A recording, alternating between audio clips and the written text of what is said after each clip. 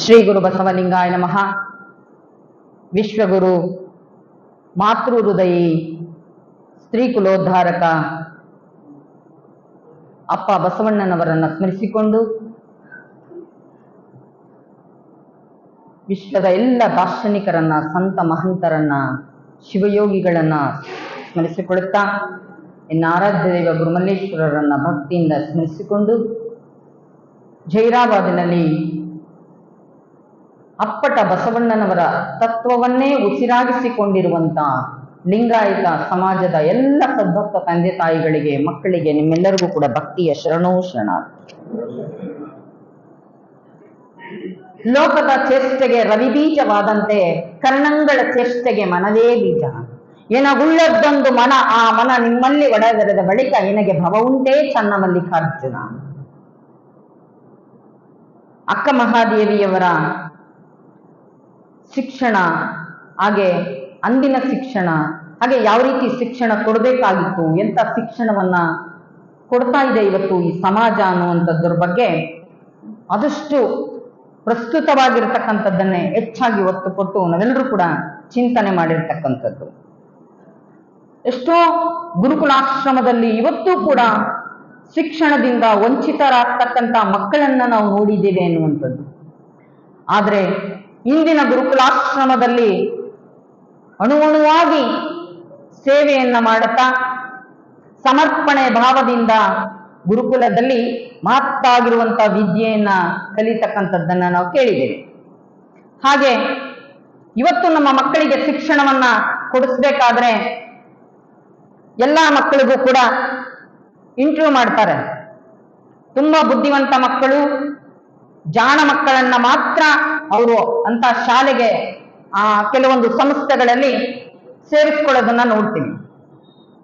ಹಾಗೆ ವಿದ್ಯೆಯಲ್ಲಿ ಕುಂಠಿತ ಇರಬಹುದು, ಆದ್ರೆ ಕಲಿಯುವಂತ ಆಸೆ, ಆಸಕ್ತಿ, ಅವರಲ್ಲಿರುವಂತ ಪ್ರತಿಭೆಯನ್ನ ಗುರುತಿಸುವಂತ ಬಹಳ ದೊಡ್ಡ ಮನಸ್ಸುಳ್ಳವರು ಕೂಡ ಆಗ್ಬೇಕಲ್ಲ ಅನ್ನುವಂಥದ್ದು.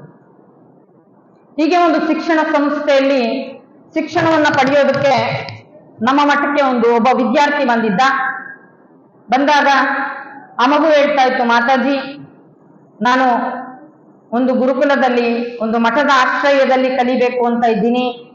ಅವ್ರು ನನಗೆ ಹೇಳ್ತಾ ಇದ್ದಾರೆ ಒಂದು ಲೆಟರ್ ತರಬೇಕು ನೀವು ಅಂತ ಹೇಳಿದ್ರು.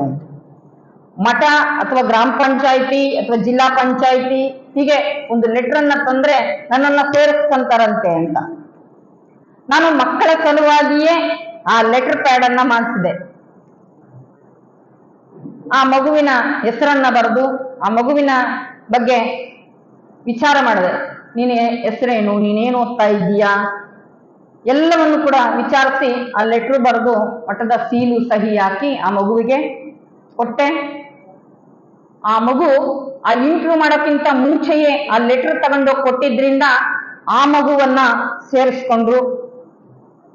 ಒಂದು ದಿನ ಆ ಮಠದ ಕಾರ್ಯಕ್ರಮಕ್ಕೆ ನಾನು ಹೋದಾಗ ತುಂಬಾ ಜನಜಾತ್ರೆ ತುಂಬಿತ್ತು. ಹಿಂಗ್ ಬರಕ್ ಕಷ್ಟ ಆಗಿತ್ತು. ಅಂತ ಸಂದರ್ಭದಲ್ಲಿ ಆ ಮಗು ಓಡೋಡಿ ಬಂದು ನಮಸ್ಕಾರ ಮಾಡಿ, ಮಾತಾಜಿ ಚೆನ್ನಾಗಿದ್ದೀರಾ? ಚೆನ್ನಾಗಿದ್ದೀನಪ್ಪ. ಯಾರು ನೀನು, ನಿನ್ನ ಹೆಸರೇನು, ಏನು ಓದ್ತಾ ಇದ್ದೀಯಾ ಅಂತ ಕೇಳಿದಾಗ ಆ ಮಗು ಹೇಳ್ತು, ನೀವು ನನಗೊಂದು ಲೆಟರ್ ಕೊಟ್ಟಿದ್ರಿ, ಅದಕ್ಕೆ ನನಗೆ ಇಲ್ಲಿ ವಿದ್ಯಾಭ್ಯಾಸ ಮಾಡೋದಕ್ಕೆ ಅವಕಾಶ ಸಿಕ್ತು ಮಾತಾಜಿ ಅಂತೇಳಿ ಆ ಮಗು ಒಂದು ಕೃತಜ್ಞತೆಯನ್ನ ಸಲ್ಲಿಸ್ತು. ನಾವೆಲ್ಲರೂ ಕೂಡ ಚಿಕ್ಕದಿರ್ಲಿ ದೊಡ್ಡದಿರ್ಲಿ ಯಾವ್ದಾದ್ರು ವ್ಯಕ್ತಿಯಿಂದ ಏನಾದ್ರು ಪಡ್ಕೊಂಡಾಗ ಒಂದು ಕೃತಜ್ಞತೆ ಸಲ್ಲಿಸುವಂತ ಮನೋಭಾವವನ್ನ, ಸಂಸ್ಕಾರವನ್ನ ಪ್ರತಿಯೊಬ್ಬ ಮಕ್ಕಳಿಗೂ ಕೂಡ ತಿಳಿಸ್ಬೇಕು ಅನ್ನೋದು. ನಮ್ಮ ಮಕ್ಕಳಿಗೆ ಹೇಳ್ತೀವಿ, ಏನಾದ್ರು ಒಂದು ಪೆನ್ನು ಏನಾದ್ರು ಕೊಟ್ಟಾಗ ಥ್ಯಾಂಕ್ಸ್ ಹೇಳು, ಧನ್ಯವಾದವನ್ನ ಹೇಳು ಅಂತ. ಹಾಗೆ ಎಲ್ಲವನ್ನೂ ಕೊಟ್ಟಂತ ಭಗವಂತನಿಗೆ ಯಾವಾಗಾದ್ರೂ ನಾವು ಧನ್ಯವಾದವನ್ನ ಹೇಳಿದೀವ ಅಂತ ಆಲೋಚನೆ ಮಾಡಿದ್ರೆ ಇಲ್ಲ. ಅದನ್ನ ಬಸವಣ್ಣವ್ರು ಹೇಳ್ತಾರೆ, ಯಾವ ರೀತಿಯಾಗಿ ಧನ್ಯವಾದವನ್ನ ಹೇಳಬೇಕು, ಕೃತಜ್ಞತೆಯನ್ನ ಸಲ್ಲಿಸಬೇಕು ಅನ್ನುವಂಥದ್ದನ್ನ ಪ್ರಸಾದ ಮಾಡುವಂತ ಸಂದರ್ಭದಲ್ಲಿ ನಾವು ಹೇಳ್ತೀವಲ್ಲ, ಆ ವಚನವನ್ನ ಹೇಳುವುದರ ಮುಖಾಂತರವಾಗಿ ಭಗವಂತನಿಗೆ ಕೃತಜ್ಞತೆಯನ್ನ ಸಲ್ಲಿಸಬೇಕು ಅಂತ ಹೇಳ್ತಾರೆ. ಹಾಗೆ ಮತ್ತೊಂದು ಕಡೆ ಇಳೆ ಮಳೆ ಬೆಳೆ ಎಲ್ಲವನ್ನು ಕೊಟ್ಟಂತ ಭಗವಂತನಿಗೂ ಕೂಡ ಕೃತಜ್ಞತೆ ಸಲ್ಲಿಸಬೇಕು ಅನ್ನುವಂತ ವಿಚಾರವನ್ನ ತಿಳಿಸ್ಕೊಡ್ತಾರೆ. ಹಾಗೆ ಮತ್ತೊಬ್ಬ ವಿದ್ಯಾರ್ಥಿ ಬಂದ, ಆತ ತಡವಾಗಿ ಮಠಕ್ಕೆ ಬರೋಕ್ಕಿಂತ ಮುಂಚೆ ಆತ ಇಂಟರ್ವ್ಯೂಗೆ ಹೋಗ್ಬಿಟ್ಟಿದ್ದ. ಇಂಟರ್ವ್ಯೂನಲ್ಲಿ ಹೆಚ್ಚಿನ ಅಂಕ ತಗೊಂಡಿಲ್ಲ ಅಂತೇಳಿ ಆತನ ವೇಟಿಂಗ್ ಲಿಸ್ಟ್ ಅಲ್ಲಿ ಇಟ್ಟಿದ್ರು. ಆತ ಇನ್ನೊಬ್ಬ ವಿದ್ಯಾರ್ಥಿ ನನಗೆ ಕರೆ ಮಾಡಿ, ಮಾತಾಜಿ ನಾನು ಇಂಟರ್ವ್ಯೂಗೆ ಹೋಗಿದ್ದೀನಿ, ಆದ್ರೆ ನಾನು ಕೂಡ ಅಲ್ಲೇ ಅಧ್ಯಯನ ಮಾಡಬೇಕು, ಓದ್ಬೇಕು ಅಂತ ನಂಗೆ ಬಹಳ ಆಸೆ, ಆದ್ರೆ ನನ್ನ ಬದುಕಿನಲ್ಲಿ ಜೀವನದಲ್ಲಿ ಬಹಳ ಬಡತನ, ನಮಗೆ ನಾನು ಅಲ್ಲೇ ಕಲಿಬೇಕು ಅಂತ ಇದ್ದೀನಿ ಅಂತ ಹೇಳಿದಾಗ ನಾನು ಹೇಳಿದೆ, ನೀನು ಇಂಟರ್ವ್ಯೂ ಹೋಗಿದೀಯಾ ಫಸ್ಟ್ ಟೈಮ್, ನೀನು ಲೆಟರ್ ತಗೊಂಡು ಹೋಗ್ಬೇಕಾಗಿತ್ತು ಅಂತೇಳಿ, ನೀನು ಅಲ್ಲಿ ಹೋದಂತ ಸಂದರ್ಭದಲ್ಲಿ ಅಲ್ಲಿ ಇರುವಂತ ಗುರುವೃಂದಕ್ಕೆ, ಆ ಮಾಸ್ಟರ್ಗೆ ನೀನು ಫೋನ್ ಮಾಡ್ಕೊಡು, ನಾನು ಅವ್ರ ಜೊತೆ ಮಾತಾಡ್ತೀನಿ ಅಂತ ಹೇಳಿದೆ.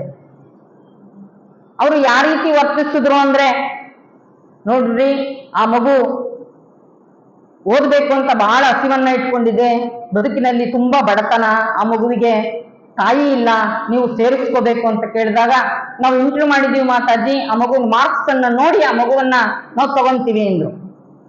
ಮತ್ತೆ ಫೋನ್ ಮಾಡಿ ಕೇಳಿದಾಗ ಏನ್ ಗೊಂದಲ ಆಗಿತ್ತು ಅಂದ್ರೆ, ಇಬ್ಬರ ಹೆಸರು ಒಂದೇ ಆಗಿತ್ತು. ಆ ಮಗು ಹೇಳ್ತಿತ್ತು, ಮಾತಾಜಿ ಆ ಅಂಕಗಳು ವ್ಯತ್ಯಾಸ ಆಗಿದೆ ಅಂತೇಳಿ. ನಾನು ಮತ್ತೊಮ್ಮೆ ಮಾತಾಡದೆ ಅವರಿಗೆ ಮನವರಿಕೆಯನ್ನು ಮಾಡಿಕೊಂಡೆ, ಆದ್ರೆ ಅವರು ಅವಕಾಶವನ್ನ ಕೊಡ್ಲೇ ಇಲ್ಲ ಅನ್ನೋದು. ಆ ರೀತಿಯಾಗಿರ್ತಕ್ಕಂಥ ಶಿಕ್ಷಣದಲ್ಲಿ ಯಾವುದೇ ರೀತಿಯಾಗಿರುವಂತಹ ತಾರತಮ್ಯವನ್ನ ಮಾಡಬಾರದು ಅನ್ನುವಂಥದ್ದನ್ನ ನಾವು ಸ್ಪಷ್ಟವಾಗಿ ಅರ್ಥ ಮಾಡ್ಕೋಬೇಕು ಅನ್ನುವಂಥದ್ದು. ಮಕ್ಕಳಲ್ಲಿರುವಂತ ಪ್ರತಿಭೆ, ಆ ಮನಸ್ಥಿತಿ, ಆ ಪರಿಸ್ಥಿತಿಯನ್ನ ಅರಿತು ಶಿಕ್ಷಣವನ್ನ ನೀಡಬೇಕಾಗ್ತದೆ ಅನ್ನುವಂಥದ್ದು. ಹಾಗೆ ಒಂದ್ಸಲ ಈ ವಾತಾವರಣವನ್ನೆಲ್ಲವನ್ನ ಕೂಡ ನೋಡಿರುವಂತ ಸಿದ್ಧಗಂಗಾ ಶ್ರೀಗಳು ಅವರ ಬದುಕಿನಲ್ಲಿ ಆಗಿರುವಂತ ನೋವು, ನಿಂದೆ, ಅಪಮಾನ ಮತ್ತೆ ಯಾವ ವಿದ್ಯಾರ್ಥಿಗಳಿಗೂ ಆಗಬಾರದು ಅನ್ನುವಂತ ಉದ್ದೇಶದಿಂದ ಅವರು ಬಂದಂತ ಎಲ್ಲ ವಿದ್ಯಾರ್ಥಿಗಳನ್ನ ಅವ್ರ ಮಠದಲ್ಲಿ ಬಂದಾಗ ಯಾವ ಇಂಟರ್ವ್ಯೂ ಕೂಡ ಮಾಡೋದಿಲ್ಲ. ಪೂಜ್ಯರು ನಿನ್ನ ಹೆಸರೇನು ಅಂತ ಕೇಳ್ತಾರೆ, ಯಾವ ಊರಿಂದ ಬಂದಿದ್ಯಾ ಅಂತ ಕೇಳ್ತಾರೆ, ಏನ್ ಓದ್ತಾ ಇದೀಯಪ್ಪ ಅಂತ ಕೇಳ್ತಾರೆ.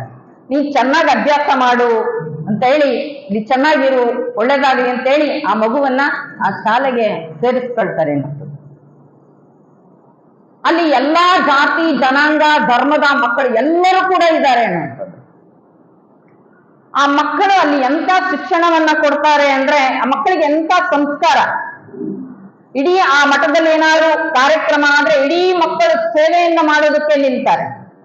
ಅಲ್ಲಿ ಬಂದು ಯಾರಾದ್ರೂ ಪ್ರಸಾದವನ್ನ ಮಠದಲ್ಲಿ ಮಾಡ್ತಾ ಇರುವಂತ ಸಂದರ್ಭದಲ್ಲಿ ಎಡೆ ಮಾಡಿಸ್ಕೊಂಡಾಗ ಆ ಮಕ್ಕಳೆಲ್ಲವನ್ನು ಗಮನಿಸ್ತಾರೆ. ಪ್ರಸಾದವನ್ನ ಯಾರಾದ್ರೂ ಬಿಟ್ರೆ ಈ ಪ್ರಸಾದವನ್ನ ಬಿಡಬೇಡ್ರಿ, ಇದು ನಮ್ಗೆ ಆಗ್ತಾ ಇಲ್ಲ ಅಂದ್ರೆ ಆ ಮಕ್ಕಳು ಹೇಳ್ತಾರೆ, ನಿಮ್ಗೆ ಎಷ್ಟು ಬೇಕೋ ಅಷ್ಟನ್ನ ಪ್ರಸಾದ ಮಾತ್ರ ಎಡೆ ಮಾಡಿಸ್ಕೊಂಡು ಪ್ರಸಾದ ಮಾಡಬೇಕು, ಪ್ರಸಾದವನ್ನ ಯಾರೂ ಕೂಡ ವೇಸ್ಟ್ ಮಾಡಬಾರ್ದು ಅನ್ನುವಂಥದ್ದು. ಅದೇ ಪ್ರಸಾದ ಮತ್ತೊಬ್ಬರಿಗೆ ಆಗ್ತದೆ ಅನ್ನುವಂಥದ್ದು. ಪ್ರಸಾದವನ್ನ ಯಾರೂ ಕೂಡ ವೇಸ್ಟ್ ಮಾಡಬಾರ್ದು ಅನ್ನುವಂಥದ್ದನ್ನ ಆ ಮಕ್ಕಳು ಅಲ್ಲಿ ನಮ್ಗೆ ಪಾಠವನ್ನ ಕಲಿಸ್ತವೆ ಅನ್ನುವಂಥದ್ದು.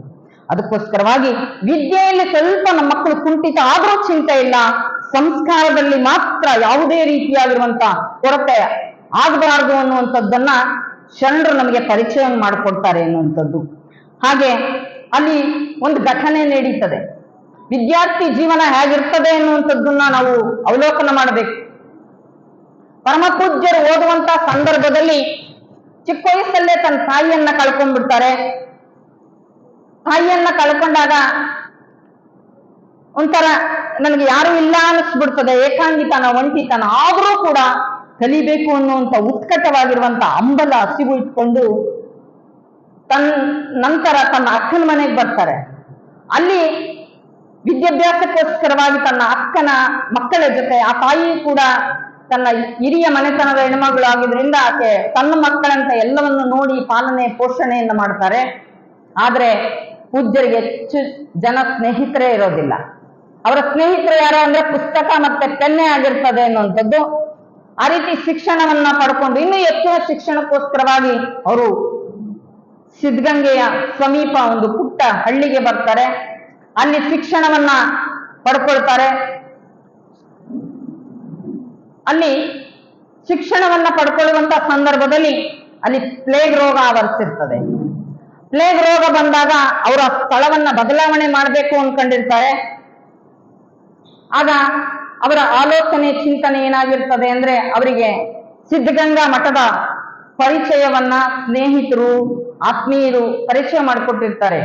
ಉದ್ಧಾನ ಶಿವಯೋಗಿಗಳ ತಪಸ್ಸಿನ ಶಕ್ತಿ, ಹಾಗೆ ಆ ಸಿದ್ಧಗಂಗೆಯ ತಪೋವನದ ಬಗ್ಗೆ ತಿಳಿಸಿರ್ತಾರೆ. ಗುರುಗಳಿಗೂ ಕೂಡ ಎಲ್ಲೋ ಒಂದ್ ಕಡೆ ನೋಡ್ಬೇಕು, ನಾನು ಅಲ್ಲಿ ಅದನ್ನ ವೀಕ್ಷಿಸ್ಬೇಕು ಅಂತೇಳಿ ಅಂಬಲ ಇರ್ತದೆ. ಆಗಾಗ ಶ್ರೀಮಠಕ್ಕೆ ಹೋಗಿ ಬಂದು ಮಾಡುವಂತ ಸಂಪರ್ಕ ಇಟ್ಕೊಂಡಂತ ಪೂಜ್ಯರು ಆ ಪ್ಲೇಗ್ ಅನ್ನುವಂತ ಕಾಯಿಲೆ ಬಂದಾಗ ಅವರಲ್ಲೋ ಕೇಳ್ತಾರೆ, ಬುದ್ಧಿ ನಾನು ಇಲ್ಲಿ ಶಿಕ್ಷಣವನ್ನ ಪಡಿತೀನಿ, ನನಗೆ ಇಲ್ಲಿ ಅವಕಾಶವನ್ನ ಕೊಡಿ ಅಂತೇಳಿ. ಕೆಲವೊಮ್ಮೆ ಅವಕಾಶ ಕೊಡ್ಲಿಲ್ಲ ಅಂದಾಗ ನಮಗೆ ಹಲವಾರು ರೀತಿಯಾಗಿರುವಂತಹ ಮನಸ್ಸಿಗೆ ನೋವಾಗುವಂಥದ್ದು ಸಹಜ. ಆದ್ರೆ ಗುರು ಯಾವ ರೀತಿಯಾಗಿ ನಮಗೆ ಪರೀಕ್ಷೆ ಮಾಡ್ತಾರೋ ಗೊತ್ತಾಗಲ್ಲ. ಹಾಗೆ ಗುರುಗಳಿಗೆ ನೋಡೋಣ ಅಂತ ಹೇಳ್ತಾರೆ. ಹಾಗೆ ಕನಕಪುರ ದೇಗುಲ ಮಠದ ಮಹಾಲಿಂಗ ಸ್ವಾಮಿಗಳ ಶಿಷ್ಯರಿಂದ ಪೂಜ್ಯರ ಪರಿಚಯ ಆಗ್ತದೆ. ಕಾಲಾನಂತರ ಗುರುಗಳು ಏನು ಬೇಸರ ಮಾಡ್ಕೊಳ್ಳೋದಿಲ್ಲ ಅವಕಾಶ ಕೊಡ್ಲಿಲ್ಲ ಅಂತ. ಶರಣರ ಆಧ್ಯಾತ್ಮಿಕವಾಗಿರುವಂತಹ ವಿಚಾರ ಚಿಂತನೆಯನ್ನ ಕೇಳಿ ಬದುಕಿನಲ್ಲಿ ಜೀವನದಲ್ಲಿ ಅಳವಡಿಸ್ಕೊಂಡಿದ್ರಿಂದ ಅವ್ರು ಹೇಳ್ತಾರೆ, ಬಂದೊಡೊಂದು ಲೇಸು ಬಾರದಿದ್ದರೆರಡು ಲೇಸು ಅಂತ ಹೇಳ್ತಾರಲ್ಲ ಶರಣರು.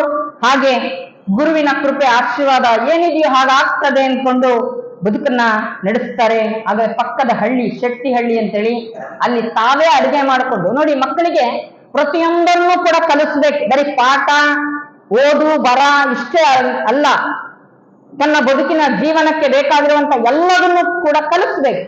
ಹಾಗೆ ಪರಮ ಪೂಜ್ಯರು ತಾವೇ ಅಡುಗೆ ಮಾಡಿಕೊಂಡು ಊಟ ಮಾಡಿಕೊಂಡು ತನ್ನ ವಿದ್ಯಾರ್ಜನೆಯನ್ನ ಮಾಡ್ತಾರೆ. ಅರಮುನಿದರು ಗುರುವನಿದು ಕಾವ, ಗುರುಮನಿದರೆ ಅರಕಾಯಲಾರ ಅನ್ನೋ ಹಾಗೆ ಆ ಗುರುವಿನ ಕೃಪೆ ಆಶೀರ್ವಾದದಿಂದ ಅವರಿಗೆ ಮತ್ತೆ ಅದೇ ಸಿದ್ಧಗಂಗದಲ್ಲಿ ಅವಕಾಶ ಸಿಗ್ತದೆ. ಪರಮ ಪೂಜ್ಯರು ಅಲ್ಲಿ ಬಂದು ಅಲ್ಲಿಯ ಮಠದ ವ್ಯವಸ್ಥೆ ಇರ್ಬೋದು, ಅಲ್ಲಿ ವಾತಾವರಣದ ಬಗ್ಗೆ ತುಂಬಾ ಚೆನ್ನಾಗಿ ಸೇವಾ ಮನೋಭಾವದಿಂದ ವಿದ್ಯೆಯನ್ನ ಕಲಿತು ಇನ್ನೂ ಹೆಚ್ಚಿನ ಶಿಕ್ಷಣಕ್ಕೆ ಪರಮ ಪೂಜ್ಯರವರಿಗೆ ನೋಡ್ರಿ, ಯಾವ್ದಾದ್ರು ಒಳ್ಳೆ ಗುರುವಿಗೆ ವಿಧೇಯನಾಗಿ ಗುರುಸೇವೆಯನ್ನ ಮಾಡ್ತಾ ಆ ವ್ಯಕ್ತಿಯಲ್ಲಿ ಒಂದು ಪ್ರತಿಭೆ ಇದೆ, ಒಂದು ಹಸಿವಿದೆ, ಆಸಕ್ತಿ ಇದೆ ಅಂತ ಅಂದಾಗ ಗುರುಗಳು ಗುರುತಿಸಿ ಅವ್ರನ್ನ ಹೆಚ್ಚಿನ ಶಿಕ್ಷಣಕ್ಕೆ ಬೆಂಗಳೂರಿಗೆ ಕಳಿಸ್ತಾರೆ. ಅವರು ಆಯ್ಕೆ ಮಾಡಿಕೊಂಡಿದ್ದಂತ ವಿಷಯ ವಿಜ್ಞಾನವೇ ಆಗಿದ್ರೂ ಕೂಡ ಅವರ ಬದುಕಿನಲ್ಲಿ ಜೀವನದಲ್ಲಿ ಅಳವಡಿಸಿಕೊಂಡಿದ್ದು ಆಧ್ಯಾತ್ಮಿಕತೆ ಎನ್ನುವಂಥದ್ದು. ಅವರು ಯಾವಾಗಲೂ ಕೂಡ ಸಮಾಜದ ಕಳಕಳಿಯ ಬಗ್ಗೆ, ಸಮಾಜದ ಚಿಂತನೆಯ ಬಗ್ಗೆ, ಆಧ್ಯಾತ್ಮಿಕವಾಗಿರ್ತಕ್ಕಂಥ ಸಾಧನೆಯ ಹಾದಿಯಲ್ಲೇ ಇರ್ತಾರೆ. ಅವರು ಗುರು ಹೇಳಿಕೊಟ್ಟಿದ್ದನ್ನ ಕಾಯ ವಾಚ ಮನಸ್ಸ, ಮಠದಲ್ಲಿ ಏನು ತನ್ನ ದಿನನಿತ್ಯದ ಕೆಲಸ ಇತ್ತೋ ಸ್ನಾನ ಪೂಜಾದಿಗಳನ್ನ ಮಾಡಿಕೊಂಡು ಯೋಗ ಧ್ಯಾನವನ್ನ ಮಾಡ್ತಾ ಅಧ್ಯಯನವನ್ನ ಮಾಡ್ತಾ ಇರುವಂತ ಪರಮ ಪೂಜ್ಯರಿಗೆ ಒಂದು ದಿನ ಒಂದು ವಾರ್ತೆ ಬರ್ತದೆ. ಉದ್ದಾನ ಶಿವಯೋಗಿಗಳ ಉತ್ತರಾಧಿಕಾರಿಯಾಗಿರುವಂತಹ ಮುರುಳರಾಜರು ಅಂತ ಇರ್ತಾರೆ, ಅವರಿಗೆ ಆ ಪ್ಲೇಗ್ ರೋಗ ಅನ್ನುವಂಥದ್ದು ಬಂದು ಲಿಂಗದೊಳಗಾಗ್ಬಿಡ್ತಾರೆ. ಅವಾಗ ಪರಮ ಪೂಜ್ಯರು ಆ ಮುರುಳರಾಜರು ಎಂತ ಆತ್ಮೀಯ ಸ್ನೇಹಿತರಾಗಿರ್ತಾರೆ ಅಂತ ಅಂದ್ರೆ, ಅವರ ಮನದಾಳದ ನೋವನ್ನ ಇರ್ಬೋದು, ತನ್ನ ಆಧ್ಯಾತ್ಮಿಕವಾಗಿರುವಂತಹ ಚಿಂತನೆ ಇರ್ಬೋದು, ಇದೆಲ್ಲವನ್ನು ಕೂಡ ಹಂಚಿಕೊಳ್ಳುವಂತಹ ಒಬ್ಬ ಆತ್ಮೀಯ ಸ್ನೇಹಿತ ಲಿಂಗೈಕ್ಯರಾಗಿದ್ದಾರೆ ಅಂತ ಕೇಳಿದ ತಕ್ಷಣ ಅವರು ಬರ್ತಾರೆ.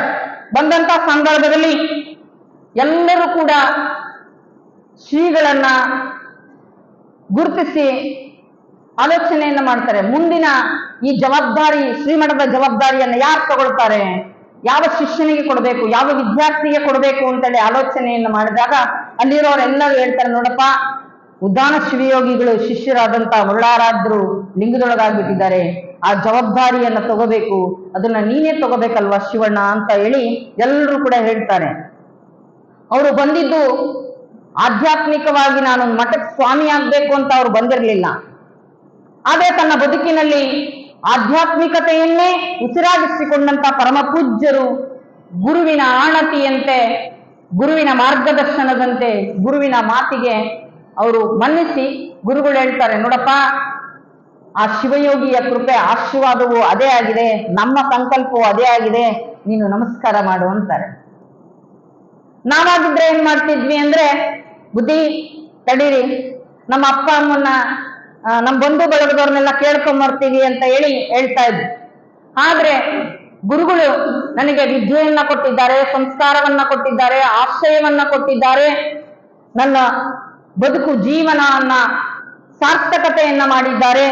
ಗುರುವಿಗಿನ್ನ ದೊಡ್ಡವರು ಇನ್ಯಾರೂ ಇಲ್ಲ ಅಂತೇಳಿ ಗುರುಗಳು ದೀರ್ಘದಂಡ ನಮಸ್ಕಾರವನ್ನ ಮಾಡ್ತಾರೆ. ತದನಂತರ ಪರಮ ಪೂಜ್ಯರಿಗೆ ದೀಕ್ಷಾ ಸಂಸ್ಕಾರವನ್ನು ಕೊಟ್ಟು ಶಿವಣ್ಣ ಅನ್ನುವಂತ ಹೆಸರಿನ ಶ್ರೀಗಳಿಗೆ ಶಿವಕುಮಾರ ಸ್ವಾಮಿ ಅಂತೇಳಿ ನಾಮಕರಣವನ್ನ ಮಾಡ್ತಾರೆ. ಆಗಿನ ಪರಿಸ್ಥಿತಿಯಲ್ಲಿ ಕಿರಿದಾದ ವಯಸ್ಸಿನಲ್ಲಿ ಹಿರಿದಾದ ಜವಾಬ್ದಾರಿಯನ್ನು ಹೊತ್ತು ಆ ಗುರುಗಳು ಶಿಸ್ತುಬದ್ಧ ಜೀವನವನ್ನ ನಡೆಸಬೇಕು. ಕಠಿಣವಾಗಿರುವಂತಹ ಹಲವಾರು ಪರೀಕ್ಷೆಗಳನ್ನ ಮಾಡ್ತಿದ್ರು. ಅದೆಲ್ಲ ಪರೀಕ್ಷೆಯನ್ನ ಜಯಿಸಿ ಪರಿಪೂರ್ಣವಾಗಿರುವಂತಹ ಕುಲುಮೆಯಲ್ಲಿ ಬಂಗಾರವನ್ನೇ ಹಾಗೆ ಕಾಸಿ ಸೋಸಿ ಮೂರ್ತಿಯನ್ನ ಮಾಡ್ತೀವೋ ಅಂತ ಕಾಸಿ ಸೋಸಿದ ಮೂರ್ತಿಯಾಗಿ ಹೊರಹೊಮ್ಮುತ್ತಾರೆ ಪರಮ ಪೂಜ್ಯರು. ಆ ಶ್ರೀಮಠಕ್ಕೆ ಅವರು ಜವಾಬ್ದಾರಿಯನ್ನ ತಗೊಂಡಾಗ ಏನೂ ಇರೋದಿಲ್ಲ. ಕಷ್ಟದ ಪರಿಸ್ಥಿತಿಯನ್ನ ಇಷ್ಟಪಟ್ಟು ಅದನ್ನ ಆಯ್ಕೆ ಮಾಡಿಕೊಂಡು ಹಲವಾರು ರೀತಿಯಾಗಿರ್ತಕ್ಕಂಥ ಬದುಕಿನಲ್ಲಿ ಎದುರಿಸ್ತಾರೆ. ಕೃಷಿ ಕಾಯಕವನ್ನ ಮಾಡ್ತಾರೆ. ವಿದ್ಯಾರ್ಥಿಗಳಿಗೋಸ್ಕರವಾಗಿ ಕಟ್ಟಡಗಳನ್ನ ತಾವು ಸ್ವತಃ ನಿಂತು ನಿರ್ಮಾಣ ಮಾಡ್ತಾರೆ ಅನ್ನುವಂಥದ್ದು. ಹಾಗೆ ಮಕ್ಕಳಿಗೆ ಪ್ರತಿಯೊಂದು ಜವಾಬ್ದಾರಿಯನ್ನ ಪ್ರತಿಯೊಂದು ಕಾಯಕವನ್ನು ಕೂಡ ಕಲಿಸಬೇಕಾಗ್ತದೆ ಎನ್ನುವಂಥದ್ದು. ಎಷ್ಟೋ ಜನ ತನ್ನ ಬಾಲ್ಯದ ಶಿಕ್ಷಣದಿಂದ ವಂಚಿತರಾಗಿರ್ತಕ್ಕಂಥವ್ರಿಗೆ ಹಲವಾರು ರೀತಿಯಾಗಿರುವಂತ ಶಿಕ್ಷಣವನ್ನ ನಾವು ಕೊಡಬಹುದು ಅನ್ನುವಂಥದ್ದು. ಹಾಗೆ ಹಲವಾರು ರೀತಿಯಾಗಿರುವಂತಹ ಸಂಘ ಸಂಸ್ಥೆಗಳ ಮುಖಾಂತರವಾಗಿ ಆ ತರಬೇತಿಗಳನ್ನು ಕೊಡಬಹುದು. ಪರಮ ಪೂಜ್ಯರು ಆ ರೀತಿಯಾಗಿರುವಂತಹ ವ್ಯವಸ್ಥೆಗಳನ್ನು ಕೂಡ ಹಲವಾರು ರೀತಿಯಾಗಿರುವಂತಹ ಮಾಡಿರುವುದನ್ನ ನಾವು ನೋಡ್ತೇವೆ. ಒಂದು ದಿನ ಶ್ರೀಮಠದಲ್ಲಿ ಒಂದು ಘಟನೆ ನಡೀತದೆ.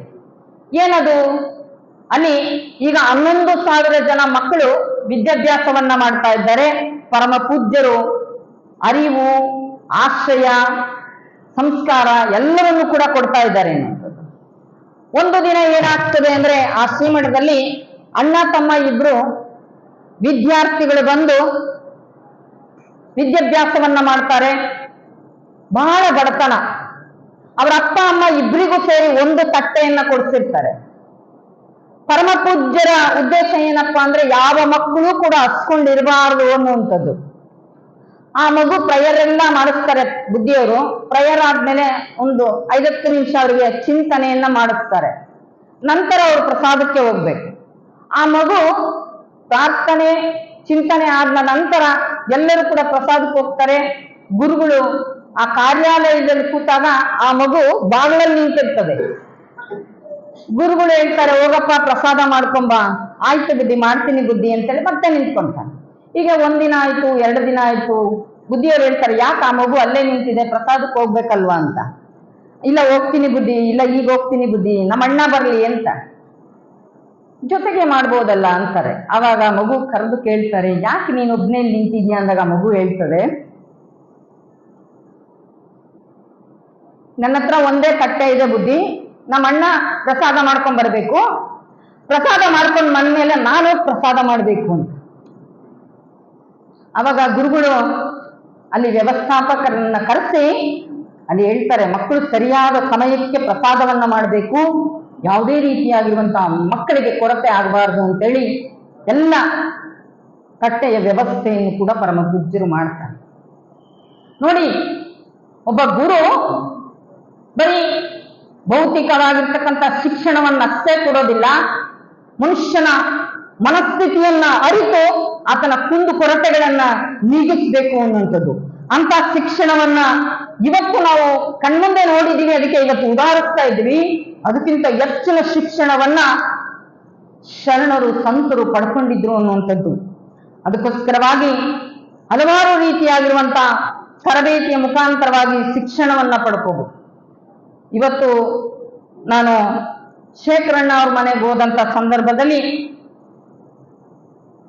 ನಾನು ಹೋದಾಗ ಎಲ್ಲರೂ ಕೂಡ ಮಾತಾಡ್ತಾ ಅವರ ಅನುಭವಗಳನ್ನ ಕೇಳ್ತೇನೆ. ಅವರು ಕೂಡ ಹಲವಾರು ರೀತಿಯಾಗಿರುವಂತ ಹೊಲಿಗೆ ತರಬೇತಿಗಳನ್ನ ಕೊಡ್ತಿದ್ರು. ಎಂತ ಒಂದು ಒಳ್ಳೆ ಕೆಲಸ ಅದು. ಮನೆಯಲ್ಲೇ ಕೂತ್ಕೊಂಡು ತನ್ನ ಕಾಯಕದ ಮುಖಾಂತರವಾಗಿ ಹಣ ಸಂಪಾದನೆ ಮಾಡಿ ಬದುಕಿನ ನಿರ್ವಹಣೆಯನ್ನು ಮಾಡ್ಬೋದು. ಹಾಗೆ ಸ್ವಾವಲಂಬಿಯ ಬದುಕನ್ನ ಬದುಕೋದಕ್ಕೆ ಹಲವಾರು ಸಂಘ ಸಂಸ್ಥೆಗಳಿದ್ದಾವೆ ತರಬೇತಿಯನ್ನ ಕೊಡೋದಕ್ಕೆ. ಯಾರೂ ಕೂಡ ಹಾಗೆ ಕೂತ್ಕೊಂಡು ಕಾಲಹರಣ ಮಾಡಬಾರ್ದು ಅನ್ನುವಂಥ ಉದ್ದೇಶದಿಂದ ಬಸವಣ್ಣನವರು ಪ್ರತಿಯೊಬ್ಬರು ಕೂಡ ಕಾಯಕವನ್ನ ಮಾಡಬೇಕು ಅನ್ನುವಂಥದ್ದು. 12ನೇ ಶತಮಾನದಲ್ಲಿ ಪ್ರತಿಯೊಬ್ಬರು ಕೂಡ ಕಾಯಕವನ್ನ ಮಾಡಬೇಕಾಗಿತ್ತು ಅನ್ನುವಂಥದ್ದು. ಅಲ್ಲಿ ಬಂದಂಥವರೆಲ್ಲರೂ ಕೂಡ 3 ದಿನ ಅಥವಾ 4 ದಿನ ಎಲ್ಲವನ್ನು ಕಲ್ಯಾಣವನ್ನ ವೀಕ್ಷಣೆ ಮಾಡಬಹುದಾಗಿತ್ತು. ತದನಂತರ ಹಾಗೆ ಅವರು ಪ್ರಸಾದ ಮಾಡೋ ಹಾಗಿರ್ಲಿಲ್ಲ. ಕಾಯಕವನ್ನ ಮಾಡಬೇಕು, ದಾಸೋಹವನ್ನ ಮಾಡಬೇಕು, ಅಲ್ಲಿ ಜ್ಞಾನವನ್ನ ಅನುಭವವನ್ನ ಪಡ್ಕೋಬೇಕು, ಬದುಕಿನ ಮೌಲ್ಯವನ್ನ ಕಟ್ಕೋಬೇಕು ಅನ್ನುವಂಥ ವಿಚಾರ ಚಿಂತನೆ ಇತ್ತು ಅನ್ನುವಂಥದ್ದು. ಹಾಗೆ ಗುರುಕುಲಾಶ್ರಮದ ಪದ್ಧತಿಯಲ್ಲಿ ಹಲವಾರು ರೀತಿಯಾಗಿರ್ತಕ್ಕಂಥ ವಿದ್ಯಾಭ್ಯಾಸಗಳನ್ನ ಕೊಡ್ತಾ ಇರುವಂತದ್ದನ್ನ ನಾವು ಕೇಳ್ತಾ ಇದ್ದೀವಿ. ಹಾಗಾದ್ರೆ ಗುರುಕುಲದಲ್ಲಿ ವಿದ್ಯಾಭ್ಯಾಸವನ್ನ ಮಾಡುವಂತ ಸಂದರ್ಭದಲ್ಲಿ ಸುಮ್ಮನೆ ಬರೀ ಪಾಠ ಪ್ರವಚನ ಇರ್ತದ? ಇಲ್ಲ. ಅಲ್ಲಿ ಆ ಗುರುಕುಲಾಶ್ರಮದಲ್ಲಿ ಆ ವಾತಾವರಣದಲ್ಲಿ ಹಲವಾರು ರೀತಿಯಾಗಿರುವಂತ ಸೇವೆಯನ್ನ ಮಾಡಬೇಕು. ನೀರು ಸೇದೋದಿರ್ಬೋದು, ಕುಟ್ಟೋದಿರ್ಬೋದು, ಬೀಸೋದಿರ್ಬೋದು, ಪಶು ಪಕ್ಷಿಗಳ ಆ ಸೇವೆಯನ್ನ ಮಾಡೋದಿರ್ಬೋದು, ಆ ದಾಸೋಹಕ್ಕೆ ಸಂಬಂಧಪಟ್ಟಿರುವಂತಹ ದಾಸೋಹದ ಕಾರ್ಯದಲ್ಲಿ ಸೇವೆಯನ್ನ ಮಾಡೋದಿರ್ಬೋದು, ಸೌದೆ ಒಡೆಯೋದಿರ್ಬೋದು, ಪ್ರತಿಯೊಂದನ್ನು ಕೂಡ ಗುರುಕುಲಾಶ್ರಮದಲ್ಲಿ ಕಲಿಸ್ತಾರೆ, ಕಲ್ತ್ಕೋಬೇಕು. ಇವತ್ತು ನಮ್ಮ ಮಕ್ಕಳಿಗೆ ಹಲವಾರು ರೀತಿಯಾಗಿರುವಂತಹ ವಸ್ತುಗಳ ಅಥವಾ ಸಸಿಗಳ ಮರಗಳ ಪರಿಚಯವೇ ಇರೋದಿಲ್ಲ ಅನ್ನುವಂಥದ್ದು.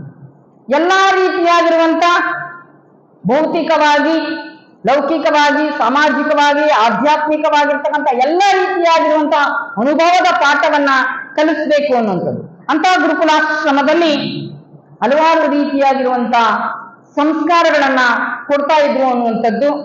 ಹಾಗೆ ಒಂದು ಊರಿನಲ್ಲಿ ಒಬ್ಬ ಸಾಧಕ ಗುರುವಿನ ಹತ್ರ ವಿದ್ಯೆಯನ್ನ ಕಲಿಬೇಕು ಅಂತ ಬಂದು, ಗುರುಗಳು ಆ ಸಾಧನೆಯ ಹಾದಿಯಲ್ಲಿ ಆತನನ್ನ ಕರ್ಕೊಂಡು ಹೋಗ್ತಾರೆ. ಆ ಗುರುವಿನ ಸಾಧನೆ, ಆ ಜನಸ್ಪಂದನೆ, ಆ ಸೇವಾ ಮನೋಭಾವನೆಯನ್ನ, ಆ ಪ್ರೀತಿ ವಾತ್ಸಲ್ಯವನ್ನ ನೋಡಿ ಆತ ಗುರುವನ್ನ ಬಹಳ ಪ್ರೀತಿಯಿಂದ ಅವರು ಕಲಿಸುವಂತ ವಿದ್ಯೆಯನ್ನ ಕಾಯ ವಾಚ ಮನಸ್ಸ ಕಲಿಬೇಕು ಅನ್ನುವಂತ ವಿಚಾರವನ್ನ ಇಟ್ಕೊಂಡು ಬರ್ತಾನೆ. ಗುರು ಹೇಳಿದಂತ ಕೆಲಸವನ್ನ ಮಾಡೋದಕ್ಕೆ ಆತನಿಗೆ ಮುಜುಗರ. ನಾನು ಕೆಲಸ ಮಾಡೋದ್ರಿಂದ ನಾನು ಕೀಳರಿಮೆಗೆ ಒಳಗಾಗ್ತೀನಿ ಎನ್ನುವಂತ ಭಾವನೆಯಿಂದ ಆತನಿಗೆ ಗುರುಗಳನ್ನ ನೋಡಿದ್ರೆ ಆತನಿಗೆ ಏನ್ ಅನಿಸ್ತದೆ ಅಂದ್ರೆ, ನಾನೂ ಗುರುವಾಗಬೇಕು ಅಂತೆ ಆಗನಿಸ್ತದೆ.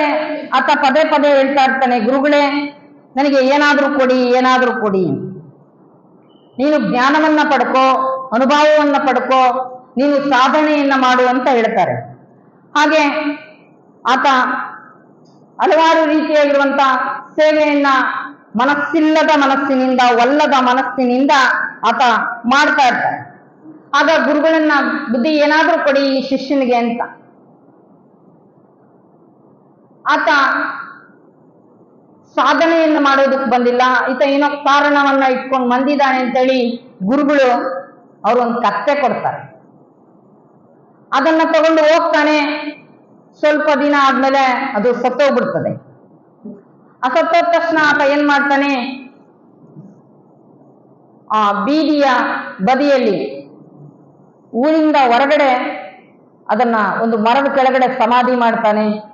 ಅದ್ರ ಹತ್ರ ಒಂದು ದೊಡ್ಡದೊಂದು ಕಲ್ಲಿಟ್ಬಿಟ್ಟು ಅದಕ್ಕೆ ಪೂಜೆ ಪುನಸ್ಕಾರಾದಿಗಳನ್ನೆಲ್ಲವನ್ನು ಮಾಡಿ ಜನರಿಗೆ ಮೌಢ್ಯ ಭಕ್ತಿಯನ್ನ ತುಂಬೋದಕ್ಕೆ ಪ್ರಾರಂಭ ಮಾಡ್ತಾನೆ. ಅವಾಗ ಗುರುಗಳು ಹೀಗೆ ಬರುವಂತ ಸಂದರ್ಭದಲ್ಲಿ ಏನು ಆಧ್ಯಾತ್ಮಿಕವಾಗಿರ್ತಕ್ಕಂಥ ಚಿಂತನೆಯನ್ನ ಕೇಳೋಕ್ ಬರೋ ಜನ ಇವತ್ತು ಮಠಕ್ಕೆ ಕಡಿಮೆ ಆಗಿದ್ದಾರೆ. ಯಾಕೆ?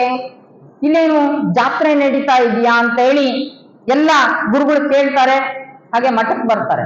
ಮಠಕ್ಕೆ ಬಂದಾಗ ಕೇಳ್ತಾರೆ ಗುರುಗಳು, ಯಾಕೆ ಅಲ್ಲಿ ಅಷ್ಟೊಂದು ಜನ ಸೇರಿದ್ದಾರೆ ಅಂತ ಕೇಳಿದಾಗ, ಅಲ್ಲಿ ನಿಮ್ಮ ಶಿಷ್ಯನ ಕಾರ್ಯವೈಖರಿ ನಡೀತಾ ಇದೆ ಅಂತ. ಆಗ ಒಂದ್ಸಲ ಬರ್ತಾರೆ, ಏನ್ ಮಾಡ್ತಾ ಇದ್ದೀಯಪ್ಪ ನೀನ್ ಇಲ್ಲಿ ಅಂತ ಹೇಳಿ ಗುರುಗಳು ಕೇಳ್ತಾರೆ. ಆತ ಆ ಗುರುಗಳು ಬರೋಷ್ಟ್ರೊಳಗಾಗಿ ಯಾಕೆ ಬೆಳೆಸಿದ್ದ ಅಂತ ಅಂದ್ರೆ, ಅಲ್ಲಿ ಪೂಜೆ ಪುನಸ್ಕಾರಗಳನ್ನ ಮಾಡಿ ಜನರಿಗೆ ಒಂದು ರೀತಿ ಭಯವನ್ನ ಹುಟ್ಟಿಸಿದ್ದ. ಜನರು ಭಯದಿಂದ ಆತನಿಗೆ ದವಸ ಧಾನ್ಯ ಹಣ್ಣು ಏನೆಲ್ಲ ತಂದು ತಂದು ತಂದು ತಂದು ಕೊಡ್ತಾ ಇದ್ರು. ಗುರುಗಳು ಬಂದು ನೋಡ್ತಾರೆ. ಅವಾಗ ಗುರುಗಳು ಕೇಳ್ತಾರೆ, ಏನಪ್ಪ ಇದೆಲ್ಲ ಅಂತ. ಆತ ಹೇಳ್ತಾನೆ, ಗುರುವೇ, ಇದು ನೀವು ಕೊಟ್ಟ ಭಿಕ್ಷೆ. ನೀವು ಕೊಟ್ಟ ಭಿಕ್ಷೆಯಿಂದ ಇವತ್ತು ನಾನು ಲಕ್ಷಾಧಿಪತಿ ಆಗಿದ್ದೀನಿ ಅಂತೆ. ಗುರುಗಳು ಹೇಳಿದ್ರು, ನಾನು ಲಕ್ಷ ಸಂಪಾದನೆಯನ್ನ ಮಾಡುವಂತ ನಿನಗೆ ಅದನ್ನ ಕೊಟ್ಟಿರ್ಲಿಲ್ಲ. ನೀನು ಲಕ್ಷ ಇಟ್ಟು ಕೇಳಲಾರದೆ ಜನರನ್ನ ಮೂಢರನ್ನಾಗಿ ಮಾಡ್ತಾ ಇದ್ದೀಯಾ, ಅಂಧಶ್ರದ್ಧೆಗೆ ಒಳಪಡಿಸ್ತಾ ಇದ್ದೀಯಾ, ಎಚ್ಚರ, ಈ ರೀತಿ ಕಾಯಕವನ್ನ ನೀನು ಮಾಡಬಾರ್ದು ಅಂತ ಹೇಳಿ ಆತನಿಗೆ ಕಠಿಣವಾಗಿ ನಿಷ್ಠುರವಾಗಿ ಹೇಳ್ತಾರೆ ಅನ್ನುವಂಥದ್ದು. ಆ ರೀತಿಯಾಗಿರುವಂತ ಯಾರು ಕೂಡ ಅದನ್ನ ಮಾಡಬಾರ್ದು ಅನ್ನುವಂಥದ್ದನ್ನ ಎಚ್ಚರಿಕೆಯನ್ನ ಕೊಟ್ಟು ಗುರುಗಳು ಹೋಗ್ತಾರೆ ಅನ್ನುವಂಥದ್ದು. ನಾವು ಇನ್ನೊಂದ್ಸಲ ಏನ್ ಮಾಡ್ತೀವಿ, ನಮ್ಮ ಮಕ್ಕಳಿಗೆ ಶಿಕ್ಷಣ ಕೊಡುವಂತ ಸಂದರ್ಭದಲ್ಲಿ ನಮ್ಮ ಮಕ್ಕಳಾದ್ರೆ ನಾವೇನ್ ಮಾಡ್ತೀವಿ ಅಂದ್ರೆ ಶಿಕ್ಷಿಸ್ತೀವಿ, ದಂಡಿಸ್ತೀವಿ, ಮತ್ತೆ ಪ್ರೀತಿ ವಾತ್ಸಲ್ಯದಿಂದ ಆ ಮಗುವಿಗೆ ಶಿಕ್ಷಣವನ್ನ ಕೊಡ್ತೇವೆ. ಇನ್ನು ಕೆಲವರು ಮಕ್ಕಳನ್ನ ಸಾಕ್ತಾರೆ, ಅವರು ಕೂಡ ಮಗುವಿಗೆ ದಂಡಿಸೋದಿಲ್ಲ. ಯಾಕೆ ಶಿಕ್ಷಿಸೋದಿಲ್ಲ? ಯಾಕೆ ಅಂದ್ರೆ ಆ ಮಗು ನಮ್ಮಿಂದ ದೂರ ಆಗ್ಬಿಡ್ತದೆ ಎನ್ನುವಂತ ಭಯಕ್ಕೆ ಆ ಮಗುವಿಗೆ ಶಿಕ್ಷಣವನ್ನ ಕೊಡಿಸ್ತಾರೆ, ಪ್ರೀತಿ ವಾತ್ಸಲ್ಯದಿಂದ ನೋಡ್ತಾರೆ. ಹಾಗೆ